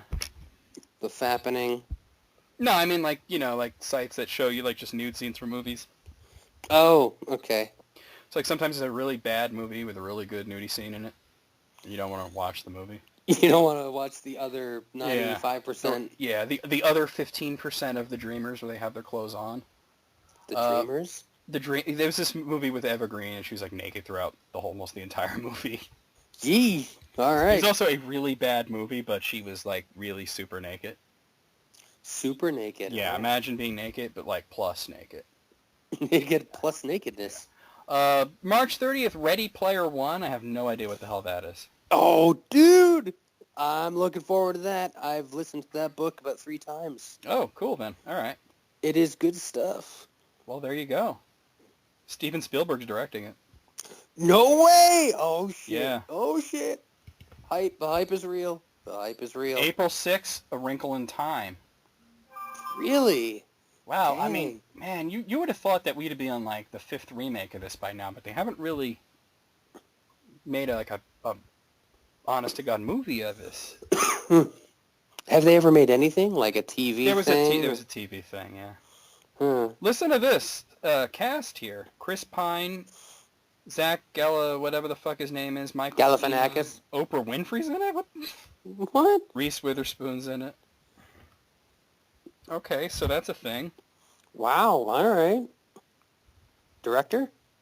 Ava DuVernay. Oh. Oh. You don't say "oh" like you know who that is. I don't even know who that is. Yeah, I don't know. You're saying "oh" like "oh," of course, Ava DuVernay. I'm very Oh familiar. no, I would have gone. Oh, but no, I went. Oh. I don't know. A flat O, Oh. I have no idea who she is. like Sandra O. A flat O. Hey-o. April 20th, Rampage. Oh, I hope it's based on the video game. It is. No way. And apparently, Dwayne "The Rock" Johnson is in this. Get out of here. This is the right kind of stupid. Exactly. It's like The Rundown. All Kind of right. stupid. May 4th, Avengers Infinity War. Oh, just one movie, right? Yes, just one movie. Okay. No, that part 1, part 2, that was Joss Whedon's idea. He's not connected to it anymore. Okay. Russo brothers will be writing and directing this. Nice. All right. May 25th, Han Solo. Is that still the tentative title? Yep, it's right as of right now. It's just called Han Solo. Now I'm surprised that it's not coming out, around Christmas time. Well, I don't know. That's crazy. A Star Wars movie in May. I mean, that used to be the way, but recently. May 4th. Wow, this has been a long time coming. June 15th, The Incredibles 2. Oh my God, no kidding. Holy, has it been that long? I'll watch that. Yeah, Yeah, the first one's great. that's been a long time coming. Number. It's the good Fantastic Four. Yeah, the only good Fantastic Four movie. June 22nd, Jurassic World 2. I haven't seen Jurassic World. It was decent. It's not as good as Jurassic Park, but it was decent. Do they give the dinosaurs feathers? No, you'd have to see it to understand. July 6th, Ant-Man and the Wasp. Oh, So cool. All right. Ant-Man was so fucking cool. Yes. I enjoyed the hell out of it. Very much looking forward to this. Yeah, I really liked Ant-Man as well. July 27th, Mission Impossible 6. Oh, the day after my birthday. You think that we'd be sick of these movies by now, but honestly, Don't they keep getting better? starting with the 4th one, this series has gotten really fucking good. Ghost Protocol. Ghost Protocol and what was that other one called? I forget. I forget, but it was all, they had 2 really good ones, so hopefully they're on a roll Mhm. here. October 5th, Aquaman. Huh. Getting his own thing. All right. Jason Momoa. Jason Mimosa. Mimosa. Wait a minute, what? Hmm. October 19th, The Jungle Book? Again? Wait a- Didn't we just do this? Yeah, we just had live action Jungle. What is this? Is it another animated? Okay, this says it is a live action, but is not connected to Disney. It is more based on the book. Oh, that's a mistake. That is a mistake because the book wasn't very good. And don't do this. Don't do that so soon. So incredibly soon. But listen to this cast. Mhm. Andy Serkis, Benedict Cumberbatch, Christian Bale, Cate Blanchett. They got some Andy Serkis. good names attached to it. Good at the mocap. November 8th, Bad Boys for Life. They're really going ahead with it, huh? It's been a while. I mean, we've wanted Bad Yeah. Boys 3 for ages. Like, come on, Michael Bay. Transformers all well and good, but we want more Bad Boys. Martin Lawrence needs to eat. He does. He's under an underpass feeding on fucking bagel crumbs right now. Okay, well, November 9th, apparently somebody's taking another stab at the Grinch. Oh, why? Just, I mean, fine. I'm not gonna watch it. Whatever. Go Apparently, nuts. Benedict Cabbage Patch will be playing the Grinch. What? For real? Yep. Is it animated? It says that it's his voice, so I assume it's animated. Okay, then maybe, you know? November 16th, Fantastic Beasts 2. That's probably a tentative title, I'd like to think. I would imagine they'd probably come up with a better title, but I'll be seeing it. Absolutely. Fantastic Bestiary. And then the third one is Fantastic Bestiality. No! December 21st, Avatar 2. Oh, finally! The story The continues. story that we don't care about continues. It's just with wolves, Yeah. again. Like, let's face it, the reason Avatar was so successful is because it was really pretty. It was really pretty. So they got to up that. Because, yeah. Oh Up my the God. game. Okay, Christmas Day. I can't believe I'm reading these 3 words, but Mary Poppins Returns. Oh, yeah, I heard about that. They're doing it again. An actual sequel. Emily Blunt is playing Mary Poppins. Sure, why not? Dick Van Dyke's actually going to be in it. How? Damn, man. I don't know. They're going to wheel his hospital bed in. Yeah, I guess so. I'm gobsmacked by that. Really? Would you watch it? I Did you like the first one? yeah, of course. I'm just amazed that they're making a sequel like something like what 50 years later. I mean, it's Well, they've done that with some of their animated movies too. yeah, but there's a big They difference. did. They made 3 Cinderella movies. Yeah, well, how many of them were actual sequels and not direct to video? Oh, okay. Well, Yeah. directed. As a Mumble, matter of fact, mumble. what's interesting? You mentioned though that because they had Cinderella was the first of the big, Disney doing the live action remakes. Yeah. I'm surprised not to see any of these on these lists. Because we got Beauty and the Beast and The Little Mermaid coming out, and I heard that they were also doing Milan. I mean, at least one of these has to be in 2018. But the list does continue because there's some that don't have specific dates, so these are the TBD ones, I guess. Okay. Madagascar 4. I can't believe that's still going. Bleh. Deadpool 2. Next year? 2018, yeah. Huh. Cool. Yeah, looking forward to that. Wow, what a title on this one. The Dark Untold Truth of the Texas Chainsaw Massacre. Oh, the truth. Oh, the real story. Well, As opposed to... I heard that they were doing this as supposed to be a prequel. they've done that already, though, haven't they? They did a prequel to the remake. This is supposed to be a prequel to the original. Ay, ay, ay. I think they should just leave it alone at this point because they're never going to match the original. The original was so good. Yeah. Yeah. Then the next one is a movie called Under the Boardwalk, but I'm still looking at a guy who looks like Leatherface. What? That's weird. I have no idea. Yeah, Maybe it's just about a serial killer that lives on Oh, the wait a minute. boardwalk. Hold on. Never mind. Okay, I'm stupid. Apparently, when I was on Deadpool 2, and I clicked Next, it brought me to another list. And that Okay. Dark Untold Truth of the Texas Chainsaw Massacre is the title of that other list. Oh, The okay. Yeah, but there was no indication that this was a completely new list until I clicked Next and realized that I'm still looking at Leatherface. Okay, so, I don't know how many there were, but Deadpool 2 was the last one on there. Which of these movies are you the most looking forward to? Oh, I don't know. Probably Ready Player One. Really? Wow. The one that I had no idea I never heard of that one. Yeah, because I don't know. I really like that book. For me, honestly, it's got to be Fantastic Beasts. Really, I still haven't seen the first one. Either Fantastic Beasts or Aquaman. Aquaman, really? I really, really want Aquaman to be good. Well, we all want Wonder Woman to be good. Let's cross our fingers. Well, if you look at the whole DC Extended Universe, Man of Steel was fucking awesome. It was good. I saw it. Dawn of Justice, had its issues, but okay, let's face it.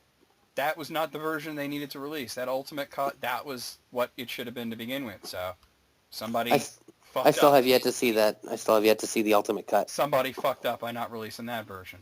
Suicide Squad, yeah, it wasn't as bad as what the critics were saying, but at the same time, that was an okay. They're just sadly Okay, DC is one. just not hitting it out of the park.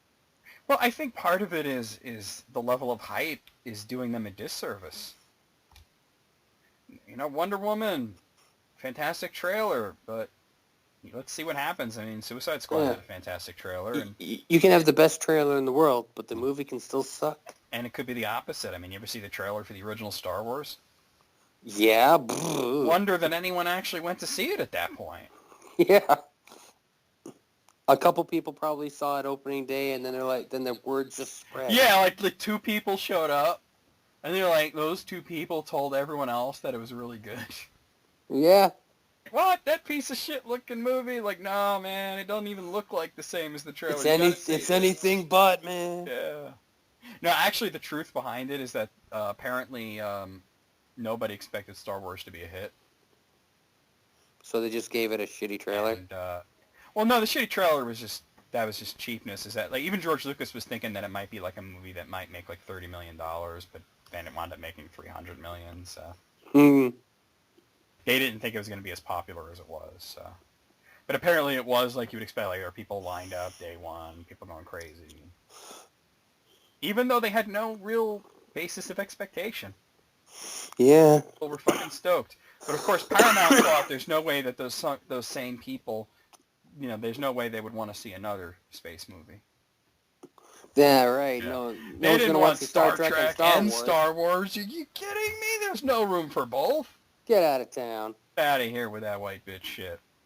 The letter grade, Jesse. I'll give it an A+. There's a lot of good stuff there. I'm gonna give it an A-. Ooh. I'm perturbed about 50 Shades of Grey thing. Well, if it made it this far, then they might as well just finish it. Finish the fight. They should have finished it before they made it. To be honest. Yeah, I agree, but whatever. I don't have to go see it. I mean, I'm not going to see a movie based on a book which was based on a Twilight fan fiction. Yeah, well, I'm sorry. I don't have to go see it. No thank you to that. Oh. Well, that's been Dos Listkritics 2. Why do I always have to say it like I'm an idiot? I don't know. But that's the List Critics 2. Hope you guys enjoyed it. See you next month. Bye until March. Yeah.